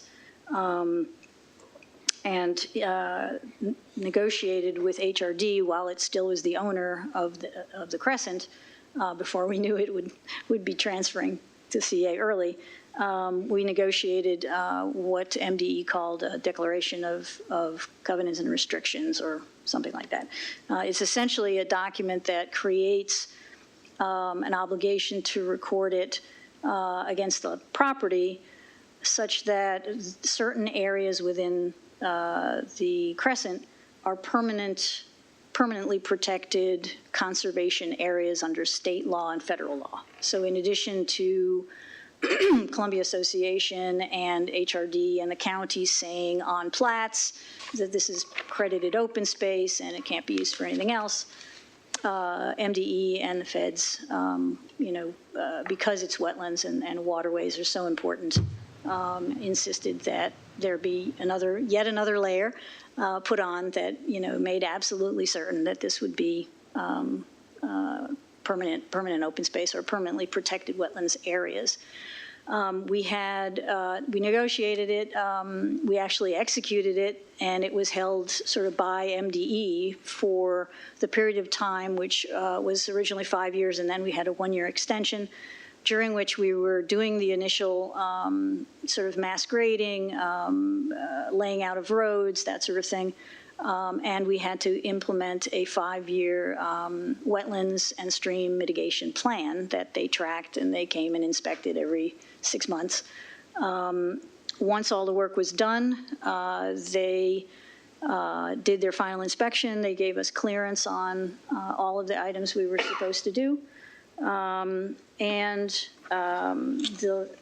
last condition of recording the declaration had been satisfied, and so we went back to them and said, okay, any updates to this, any law change references or anything else need to be updated before we record. And of course, now we realize, oops, county made us transfer this land to CA. So actually CA, as the owner of the property, had to be the declarant, has to be the one that executes the actual document, because we couldn't execute it for you unless you gave us like a power of attorney. So we sent the document over initially to Sherry Faneroff, then to, what was his name? Wes, and then to John and Carolyn for review. And it's sort of been bouncing around a little bit. But it finally is gotten to the point where I guess everybody's comfortable with it and understands it. The MDE folks, the attorneys that negotiated in the first place 6 years ago or 7 years ago, all turned over. And so when we got to the final, ready to sign situation, they had no idea what this was about, and asked us to add in a bunch of recitals to sort of explain the whole story of how we got to where we are and why it wasn't HRD that was signing. And so we did that. And so here we are. With the document finally ready to go. Yeah, if you have questions, I'm happy to try to make more sense of this. Anyone? No questions on this one. I had one quick question. Sure. I was involved with this FDP, so this is why you keep getting these questions. Good. That's fine. Well, you and I are the only ones who know what we're talking about. So full disclosure, a lifetime ago. I believe there was also a reforestation element to this FDP. And has that also been executed and completed on the subject properties? Yes. Mm-hmm. But how do we know? Just wanted to ask. Well, the county would not have given us building permits for anything else other than roads if we hadn't done all the things we were supposed to do, so. All right. Well, just circle back, double check on that one for us if you can, okay? Sure. All right. Next slide. Well, it's actually the same slide. We put everything to try to be efficient here. So the area that you see that is in fuchsia, is a piece of the multi-use path. It's bulk parcel A. I don't know why there was a delay in transferring it. I do know that when we put in that portion of Meriwether Drive, there was a lot of utility work that had to be run through there, and maybe that's what the delay was. I don't really know. But that's the only little piece left of Meriwether Drive that hasn't transferred. Again, in the exchange agreement, this was one parcel that was to come from CA to us in exchange for the 19 that we gave to you guys. And so the multi-use path, the road, all of it's built. We maintain it, again, out of our goodwill and all of that, but for the benefit of certainly our customers and tenants anyway. So, yeah, we just are making the request under the exchange agreement, to go ahead and transfer it. Okay. Anyone? Colin? So someone that uses that multi-pathway almost every day. Okay. For public record and to have it out. So the totality of that bike path, multi-use pass, is the ownership and responsibility of? When you say the whole thing, you're talking about Meriwether Drive? The whole crescent, the whole bike path, multi-use path, as it connects from the top of Little Patuxent Parkway to the end of Meriwether Drive. That's HRDs. Yeah. That whole thing is HRDs? I believe so. Okay, so when it snows and it needs to get plowed, that needs to go to HRD. Okay, thank you. Yeah, in fact, if anybody else is out there, our guys are usually out there first. So if it is anybody else's responsibility, we get there out before they do. All right. Anything else? Eric? Per the agreement, are we contractually obligated to transfer this? Yes. Okay. Yes. Yeah. All right. Everybody seems to be okay with that. Yes, Ashley? I just want to be sure I'm orienting myself correctly. So basically in the top right, past the conservation area, that's where Bark Social's going, correct? So it's the space that's in between it? Okay. Yeah, top right-hand edge there, yes. Okay, thanks. All right. Anything else? But wait, there's more. There's public comment.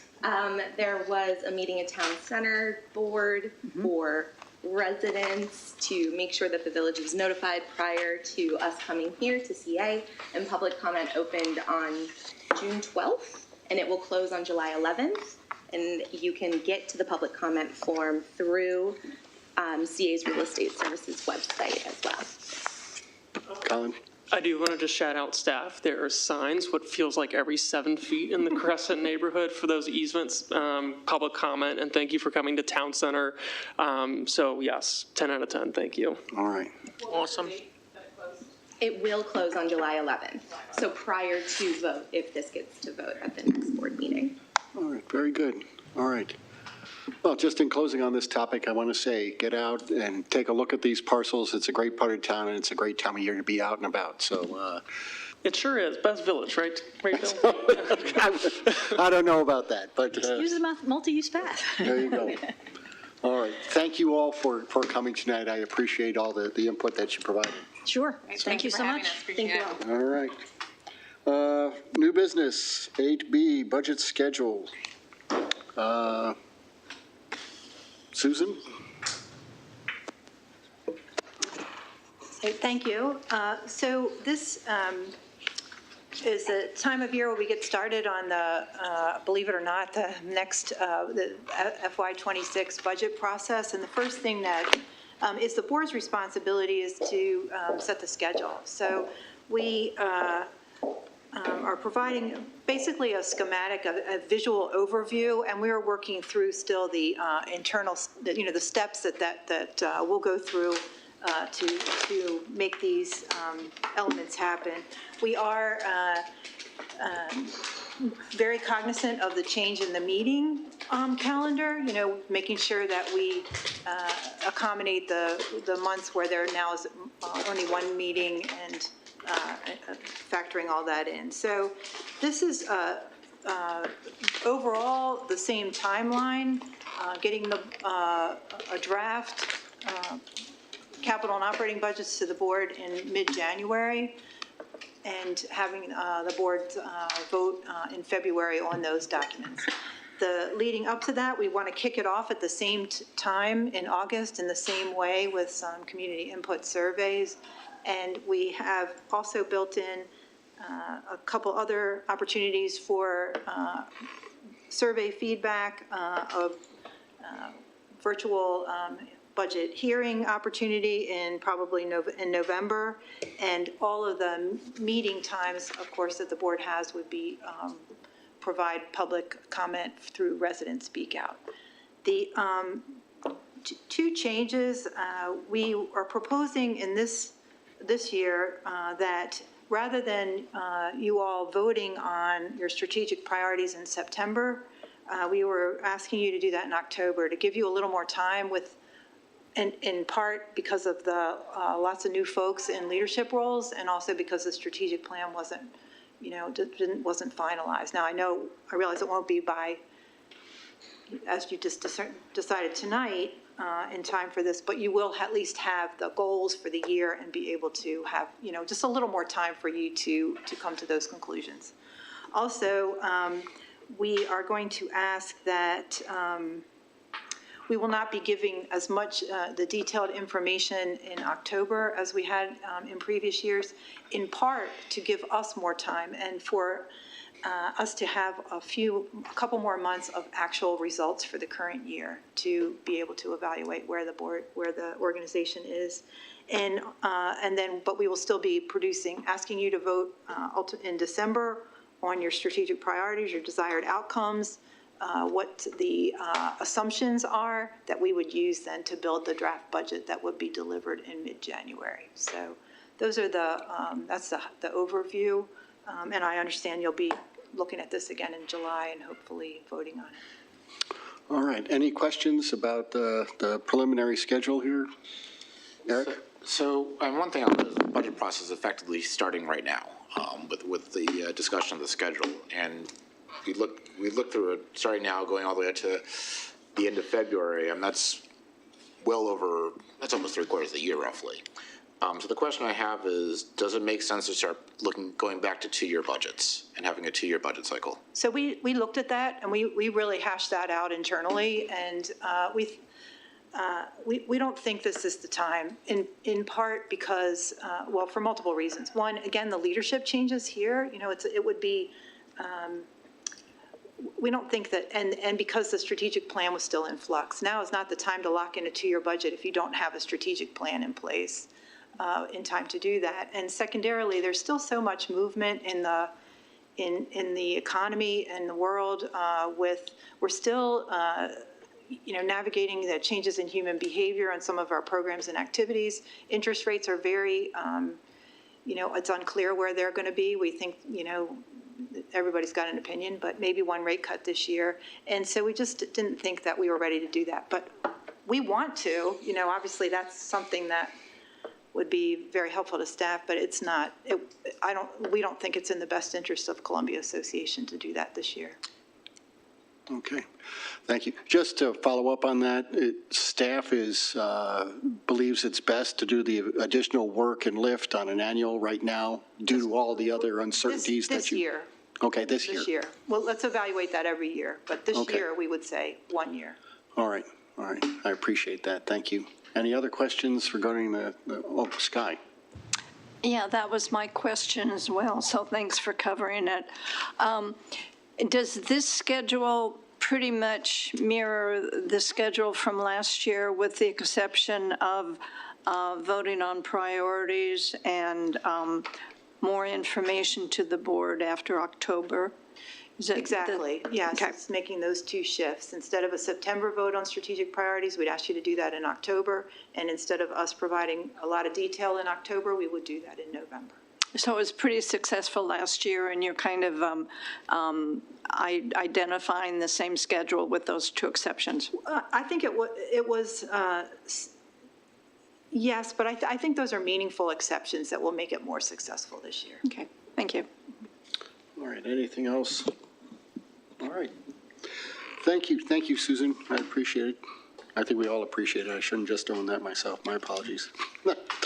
All right, defining a strategic relationship and enhancing equity with village associations. This is where This is Susan. This was a request of Susan at the last meeting. Yes, okay. Susan.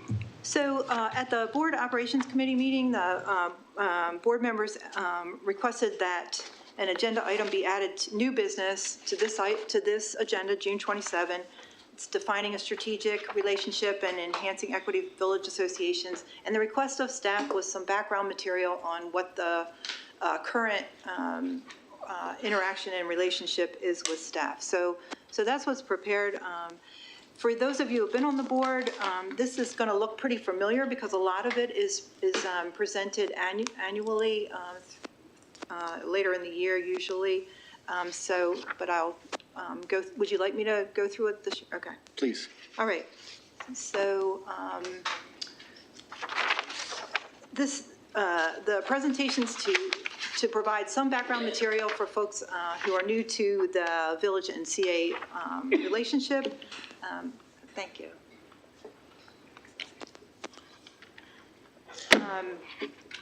I'm gonna talk fast, so you stop me if it's too fast.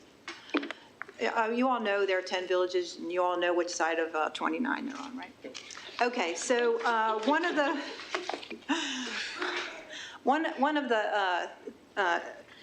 elements that we just wanted to make clear is that there are a lot of buildings that the villages occupy and manage that CA owns.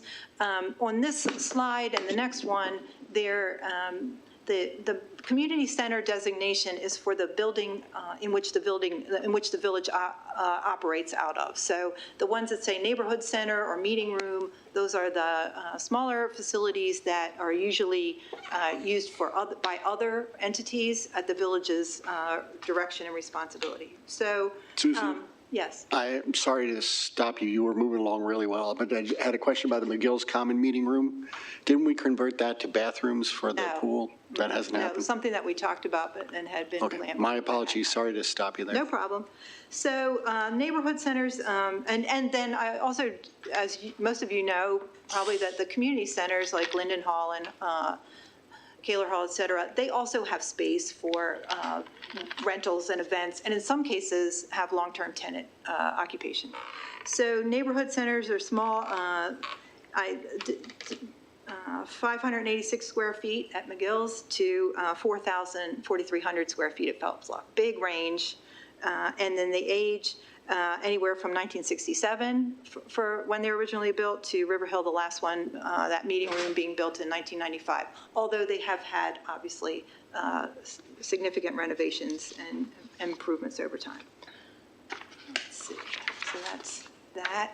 The structure, and this is, again, not written by an attorney. This is a layperson's description of these. So there's 10 separate corporations. They're nonprofit, non-stock corporations and homeowners associations, just like Columbia Association. They're 501c4s, so they're not subject to federal and state income tax. Similar purposes, formed to promote the common good and welfare of the residents and property owners in each village. Each one has unique articles of incorporation and bylaws and covenants, community elected boards with various election procedures, and each village holds its own election, sets its own, and has its own election rules. This says CA plays no role, as Mr. Horowitz pointed out. That's, we do play some role. I think the point of this was to say it's not a CA election, and we are not in any way to get involved in the candidates or supporting a candidate or not. Now, since prior to COVID, we started, it's been a long time, to help increase voter participation and just community volunteerism. CA's been sponsoring candidate information sessions each year. They were in person and then virtual. We've also done some significant communication and marketing materials. I don't know about you, but I feel like I saw that orange Columbia Votes logo everywhere for the spring and winter to encourage folks to vote. There's by village information that work was done. We pushed that out on CA's website, on social, and to subscribers. Materials were posted physically, posters, and digitally in all of our facilities, and also sent to the villages with elections for them to use however they would. So as you all are more aware than we are, 7 villages elect their reps every 2 years, and 3 villages elect them every year. So every year there's 6 or 7 seats being elected. And then each village determines that voter eligibility. Okay, so the villages clearly have important community missions. Those are to enforce the covenants, to foster a sense of community through events, activities, communication. Some have very robust newsletters and just really pay a lot of attention to their communication modalities. They provide support to their boards, and they oversee their elections. The other side of that, there's kind of 2 areas of operations, are the building management. So there's an opportunity to generate revenue through leasing space, and that space does not, that is to commercial entities as much as or to religious or social or civic organizations. But it's also to provide very inexpensive or free space to individuals and communities individuals and organizations in the community. So each village has its own deed and declaration of covenants. Sometimes it's described, I think, incorrectly as helping CA enforce its covenants, but the covenants aren't in the CA deed, they're in the village deeds. And each village has some covenant advisor staff and architectural committees that the CA board appoints members there too. And then if a village is struggling with a particular case, they bring that case to CA's Architectural Resource Committee, and that group decides how to get involved and help the village. So Columbia Association also has a covenant advisor on its staff who provides a lot of support and training and very frequent interaction with the village covenant advisors and in answering questions from residents and community members. The funding or the support provided by Columbia Association to the villages is in kind of two different buckets. One is direct, actually paying for or putting out, making a disbursement or allocated financial support, and the other's in-kind support. So this is a laundry list of the things that CA pays for. The first one you're well familiar with. It's the actual grant, the dollars that go to the villages and that they spend at their discretion. And that last year, or for FY25, that amount alone was about $3.4 million. CA also pays for the employers, the benefit, the employer portion of the village employees' benefits. So that's the medical, dental, life insurance. Obviously, the costs associated with the building as owner, the real property taxes, building insurance, the major capital improvements, maintenance and repairs over either $1,000 or $2,000 threshold. And then we provide support that's on an allocated basis for things like administering the 401k plan, which is a big deal because if the villages didn't participate, it would be a lot easier. It's a multiple employer plan that requires a lot more regulatory and other work. We also, other benefits administration, and there's been recent regulatory changes that make the 401k thing easier for villages, so they could go their own way, but I'm not advocating for that. I'm just saying that we do that, and that is a significant lift. We also help with their insurance buying. So our broker markets and I help evaluate the village general liability, their non-owned auto, property insurance, and excess liability. And then we serve as a resource to help them with other risk management related matters. And then on the marketing side, there's welcome packets and additional information we do. I see often envelopes that are going to villages of materials. The other thing is, though, the in-kind support. So first of all, rent-free space, right? What a gift. We don't have that here, but the 10 village community associations do. We maintain the grounds. There's snow and trash removal that is done amazingly promptly and to meticulous attention, and then there's special event support and a lot of event stuff. Oops. So you see visual representations of that, and I'm sure you see that all the time when you're out and about the village. So all of that relationship is currently under the kind of, or documented, sort of papered up in a management contract, which outlines the responsibilities of each party, mainly around the management of the building. So it talks about insurance requirements, operating hours, who does what for maintenance, required inspections, and then some financial reporting requirements. That contract, as you know, was expired at the end technically of FY24. It was extended through FY25 through this current year.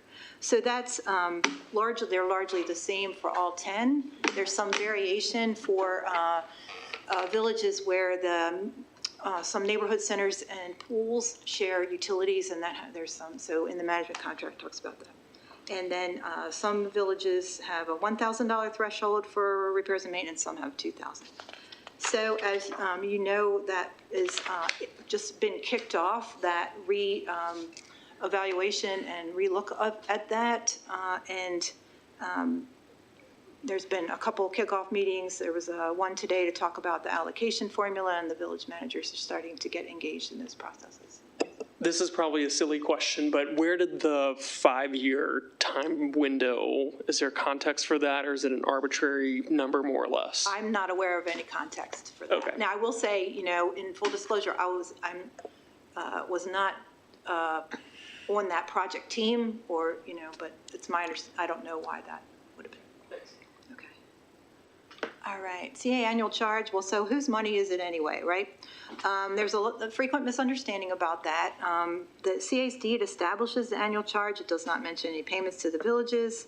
And as we heard, the villages' deeds allow the villages to impose their own, and they do not also mention any provision for funding by CA. I understand there are complications with that I'm probably not aware of, but those are the technicalities. So let's see. Back in the FY19 budget process, the CA board actually approved the current share formula, the formula that distributes, that cuts up the budgeted annual charge assessment share into 10 little pie pieces. And that current formula has been in effect since FY19. There's a work team that was 2 village managers, 2 CA staff people, and was overseen by our the late, great Jane Demner in planning as a facilitator, and that work team developed the formula, and that formula is described in the budget document every year in the allocation formula section, so I won't go into that.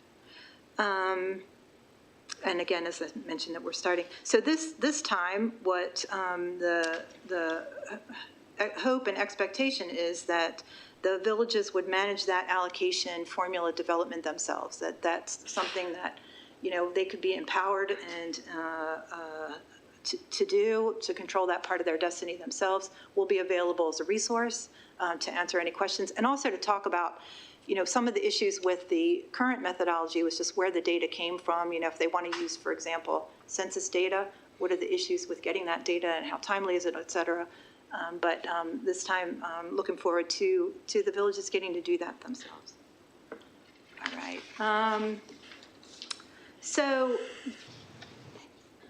I don't think it's you tell me, but I don't know how much you want to get into the numbers, but just as a visual representation, this is FY23, so it's a little bit soon to be stale, but the total support for the village direct and allocated was $5.9 million, 13% of the total annual charge. That's third in line. So first, the largest area of Columbia Association that uses the annual charges, community operations, next community programs and services, and then the villages. Now that, again, is FY23. I didn't look at 24. So, and some more, a little more detail here, 10 years of history. This is again, the full director allocated support. I see in FY19, it's $6.5 million pre-pandemic.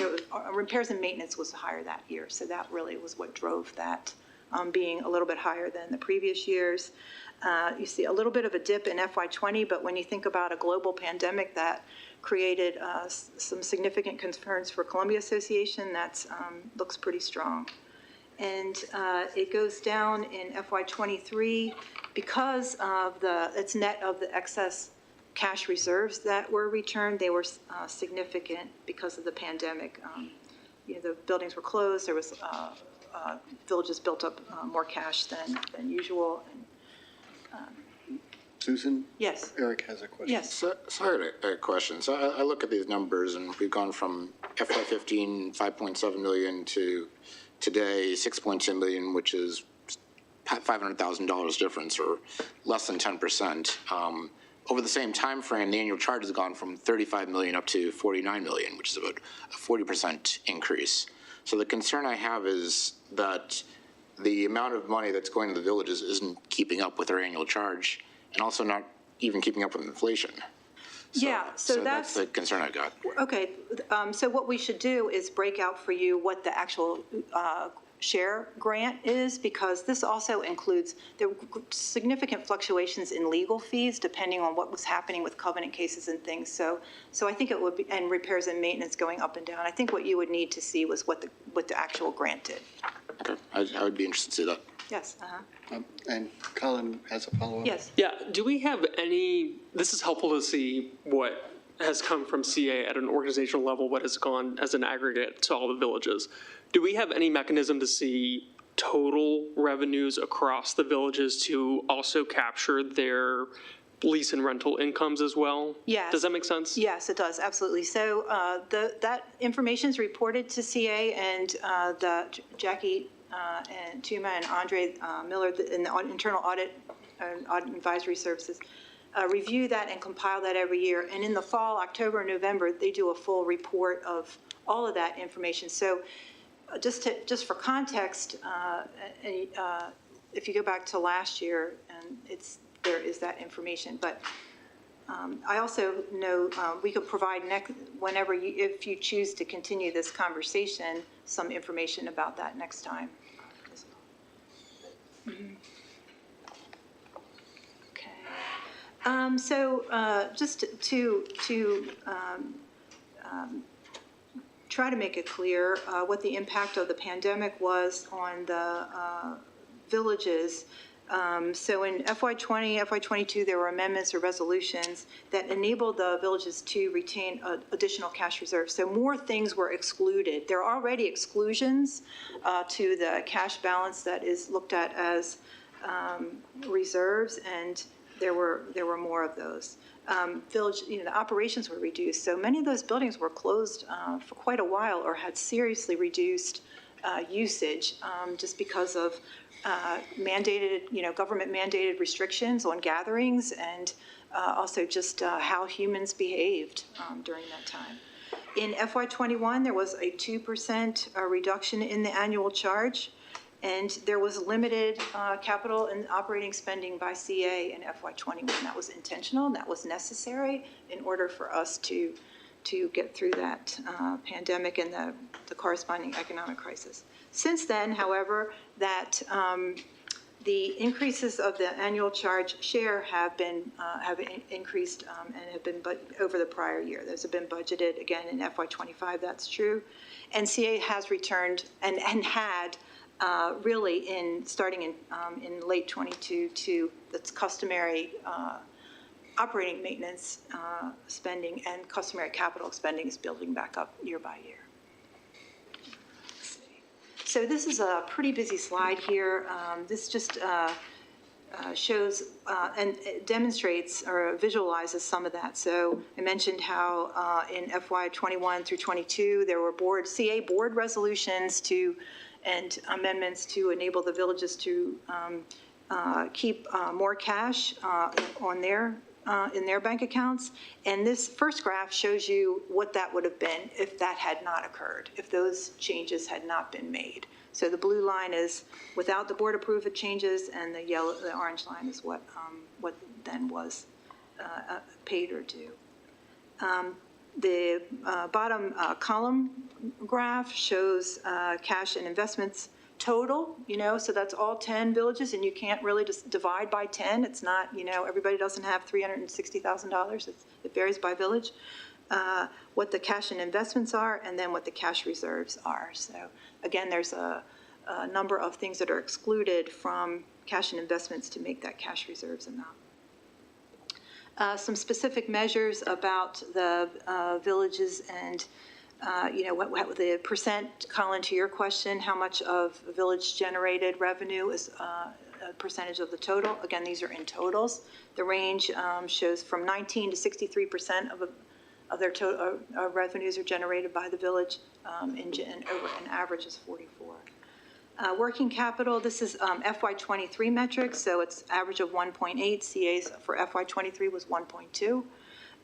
Cash and investments, number of months expenses on hand, that's 6.9, a range from 3.8 to 10.5 for the villages.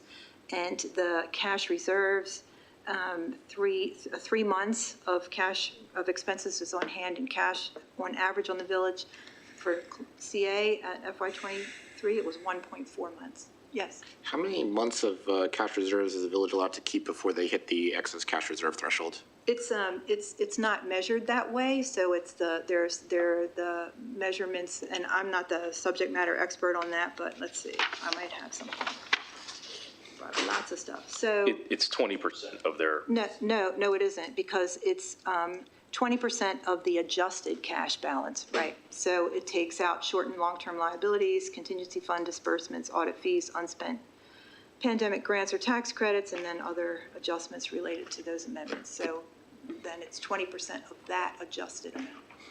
But the number here, that includes, is that the adjusted amount, that the 3.0? Or is it, when we add that up to include all the? Yeah, it has to be, because see, cash and investments above that is 6.9. Okay, so if it's 20%, then that would equate to 2.4 months that they're allowed to keep? Yeah, it's 20, on average. So it's by village, so I don't know that you can average that, but, I will I'll get a subject matter expert to fill me in on that.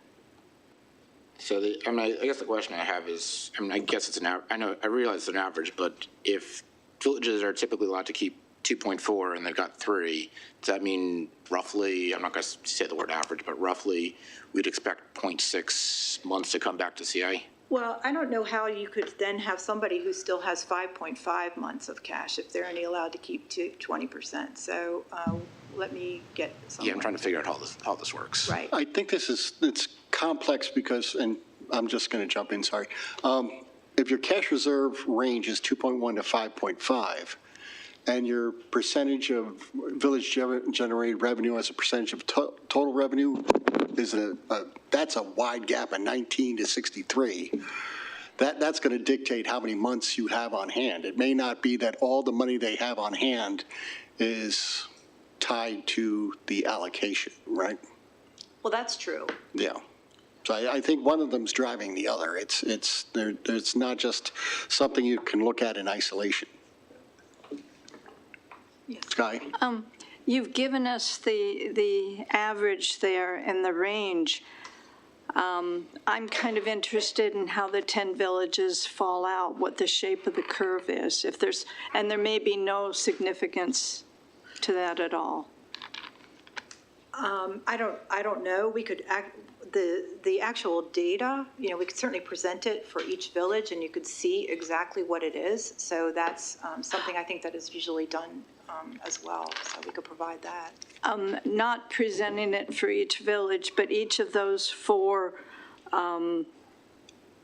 things, if you could graph all 10 villages, then it would show the mean, it would show the range, and it would show possible skewedness or a normal distribution. And that may be totally meaningless, but it may show some strengths strengths in the various villages.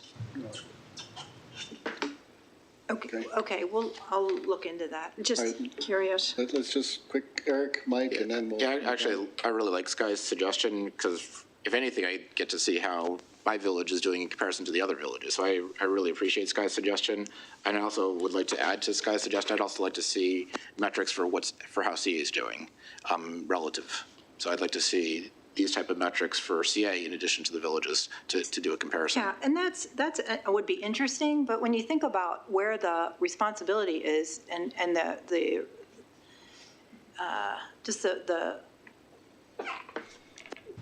where the responsibility is, that the buildings that are owned by CA. So I don't know how that will shake out, but we have debt to repay and buildings to maintain, and that will be significantly different from the village's responsibilities. But at the end of the day, we're still talking months of supply, months of cash on hand, months of reserves. I mean, yes, it'll be a bigger number, but when we're talking months, it's relative. So I think it'd be interesting. Okay. Mike?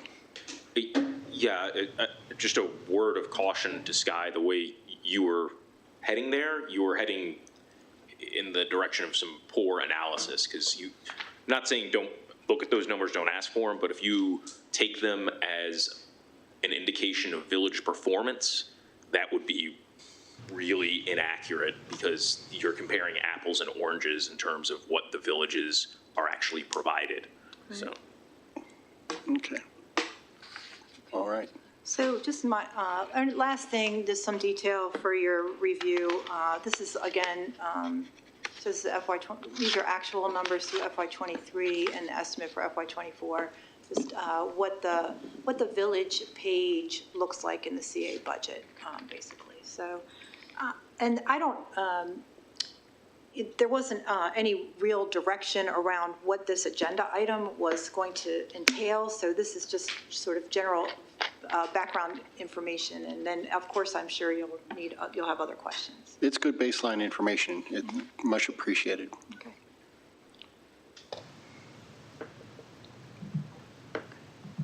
Okay. All right. Mike. So thank you for that. And so I believe that changing the relationship model between CA and the villages could have a lot of benefit for the community. Specifically, I think it's Susan, your 7th slide, where it kind of broke out what the villages are responsible for. I think transferring the responsibility to manage the buildings from the villages to CA would have a lot of benefits, right? It would reduce some of the inequality that we're kind of, it would reduce inequality between the villages. It could improve operating efficiency across the community, and it could free up resources to enable CA to deliver more value to the community. So I'd really like us as a board to ask the staff to, put something together to assess how feasible that type of change would be. And if it is feasible, what kind of plan would need to be put in place in order to implement it, right? Because you couldn't do that overnight or anything.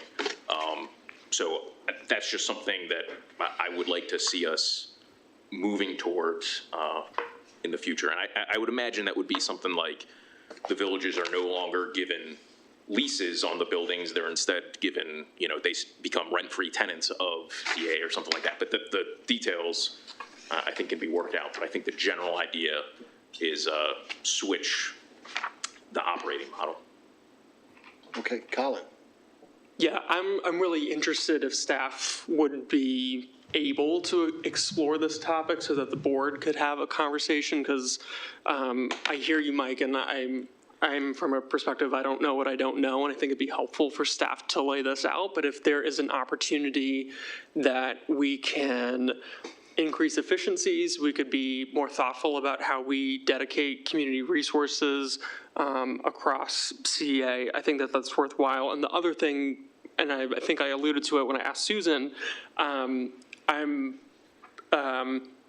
this 5-year agreement for the village management contract, I don't have a solid understanding of it. So again, some recommendation for a number that's meaningful that we can agree with. I worry that 5 years is a long time and prohibits us from having more conversations in the future too. Okay. Hi, Karen.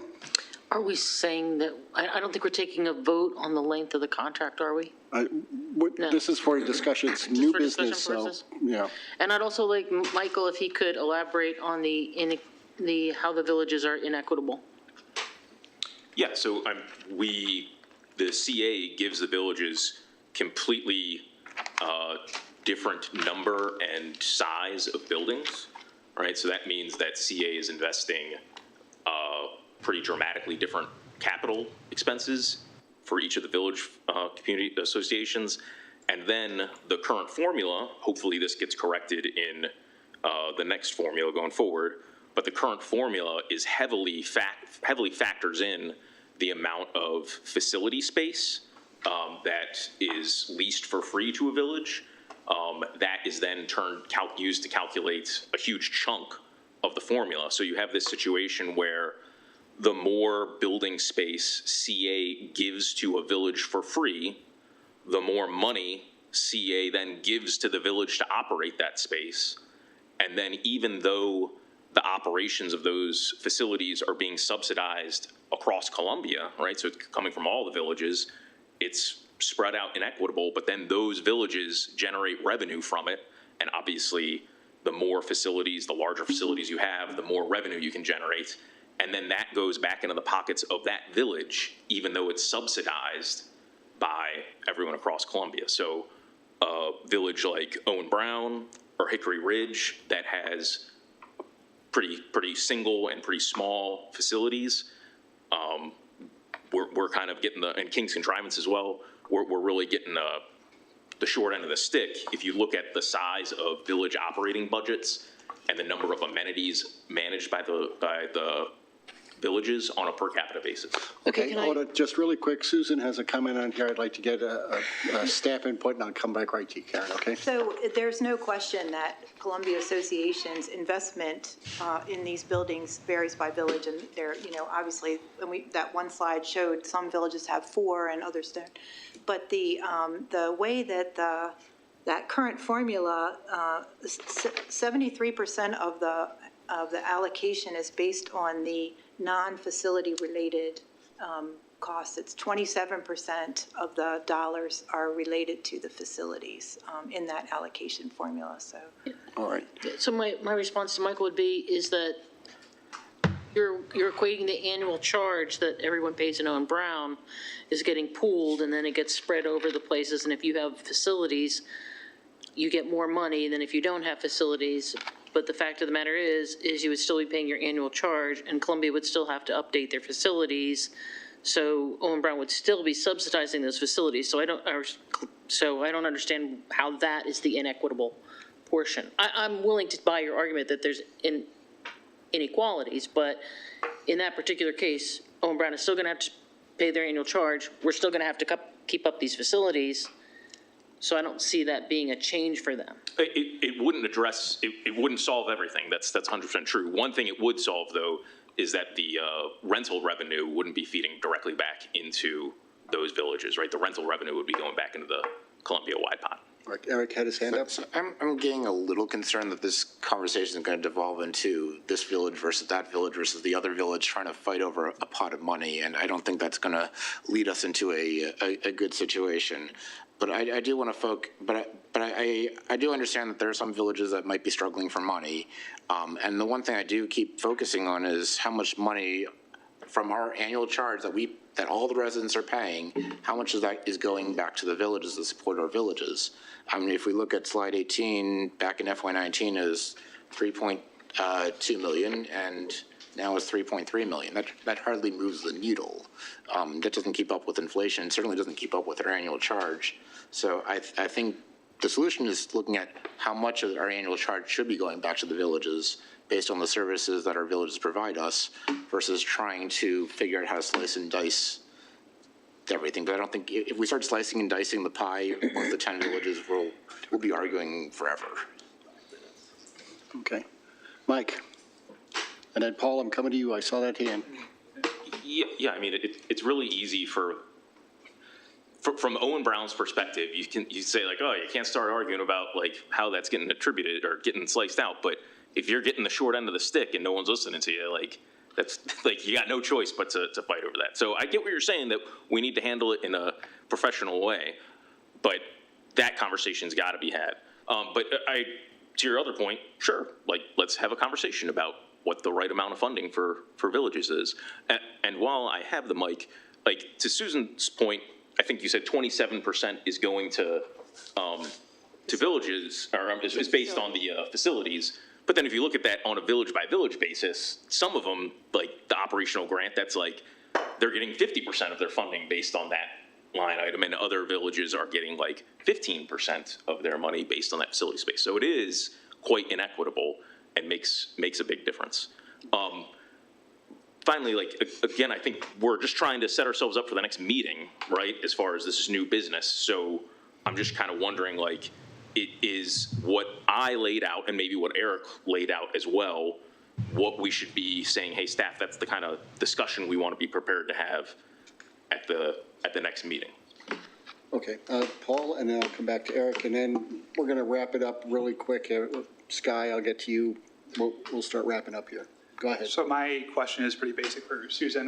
Does the annual allocation adjust each year for inflation, taking into account, how inflation is played out and then readjust later on, or I'm unfamiliar with that? Yeah, so it generally, generally speaking, it increases about 3% a year, which is the 50-year annual CPI increase. So, and that's what we usually apply as a overall budget factor as well.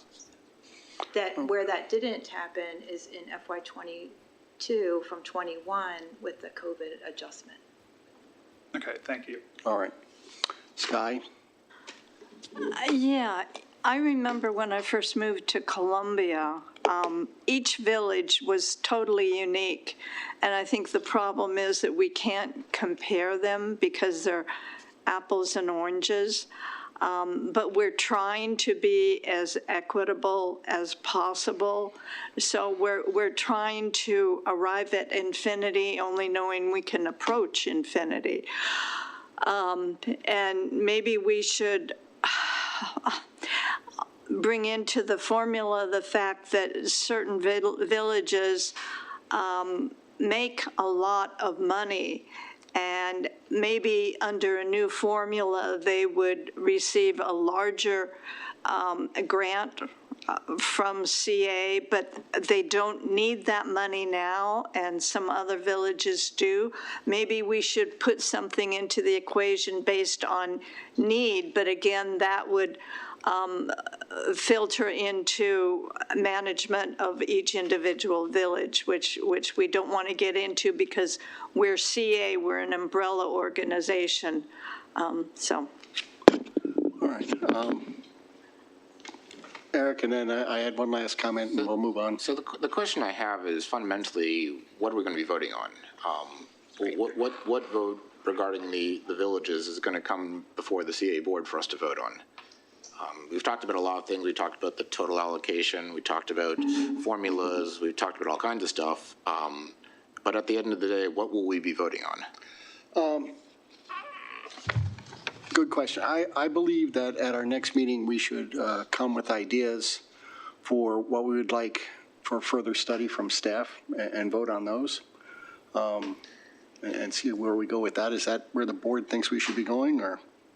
Yes, I would like us to vote on what I suggested, that we ask the staff to evaluate whether the change in operating model I suggested is feasible, and if so, to present a plan to the board of how that kind of change could be implemented. Okay, so. I'd like to see the total allocation be put to a vote. Sorry. Hold on, I'll get you in a moment, Karen. I just want to understand what you mean by the total allocation put to a vote. The total pool of the annual charge grant share going to the villages, that's a total number. It's around 3-point-something million. I would like to see that number come before the board. I think that's part of our budget process, and I would welcome that during a budget discussion, but I don't want to do it independent as an off budget cycle vote. Because I feel like it just, I feel like it just plays with everything else. I think that knowing that number ahead of time, especially with management contracts flying around, I think that's important to know going into looking at formulas and everything else. I think that's a key number to. Well, then how about we do this? Bring your motion to the next meeting and we'll decide amongst ourselves, okay? Sure. Which way do we, Susan or Karen? Karen or Susan? Who do you want? You said that the board has the opportunity to vote on that every year in the budget process. Okay, thank you. Karen? Yeah, before we go down the path of changing the way that we allocate funding to the villages, I think it would be helpful to understand why do we allocate funding to them in the first place? I mean, what is our goal with the villages? I mean, if we're giving them all this funding, what is the ultimate goal? Are we doing it so that the villages have some self-sufficiency, things that they handle? I mean, there are definitely things that they handle on behalf of CA with covenant enforcement, and the architectural committees, but what is the goal and purpose of the villages, the 10 villages? So that we should really understand that, and that would actually influence our decision about how we want to fund the various villages. Let me respond to you, and then I'll button this up if I can. I think that the villages have to define their goals and responsibilities on their own. They're all 10 corporations, right? The question is why do we fund them, right? We should talk about that. We shouldn't be talking about why they exist. That's up to them. No, I know why they exist. I'm saying, but why are we, I mean, I don't have any issue with us funding them. Yeah. I do think it's a good thing that we fund them. Yeah. But as part of our strategic plans, all those types of things, how do the villages fit in there? Right. And are we funding them properly for what we expect them to be doing? Right, okay. I can just answer from my perspective, like Susan's slide, it's page 74 of our packet, right? It's that's what we're funding, the mission focus, enforce governance, foster a sense of community, oversee village elections, provide support to their board of directors, right? I don't think any of that's going to change by how much, if we change the funding. Though what I'm saying is, the way we fund them now, what is the reason that we do that? To do that. Right? What is what are the villages' role in the strategy for the Columbia Association? Right. What is their role in that? All right, well, I'm going to throw a couple of closing comments on because we're having a valuable discussion, but it's highly unstructured. So I'm not sure what we're going to get out of it moving forward as a board. I think it's good discussion. I think we're having a good time here, but we got to focus. My question, Yeah. what are we voting on? Right, well, next meeting, Colin wants to know why we have a 5-year, what's the proper length. I would say, why not ask the villages on a 3-year interval or something like that? If it's a grant, have them write a grant proposal and say, this is why we need the money, and find out what they think. I think that would be interesting. But I think it's the next couple of weeks is for us to go back to our villages, come up with some ideas related to the CA funding of the villages and the management contract and the relationship between all 11 entities. And we're looking mostly, I think, for understanding so that we can make further decisions down the road. Is that right? Paul and then Mike.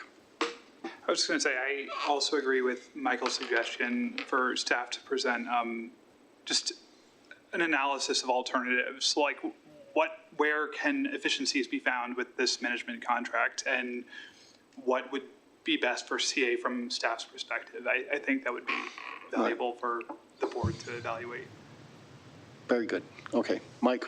Right, so that's not what I was suggesting. I understand it. That was my own independent suggestion. Oh, okay.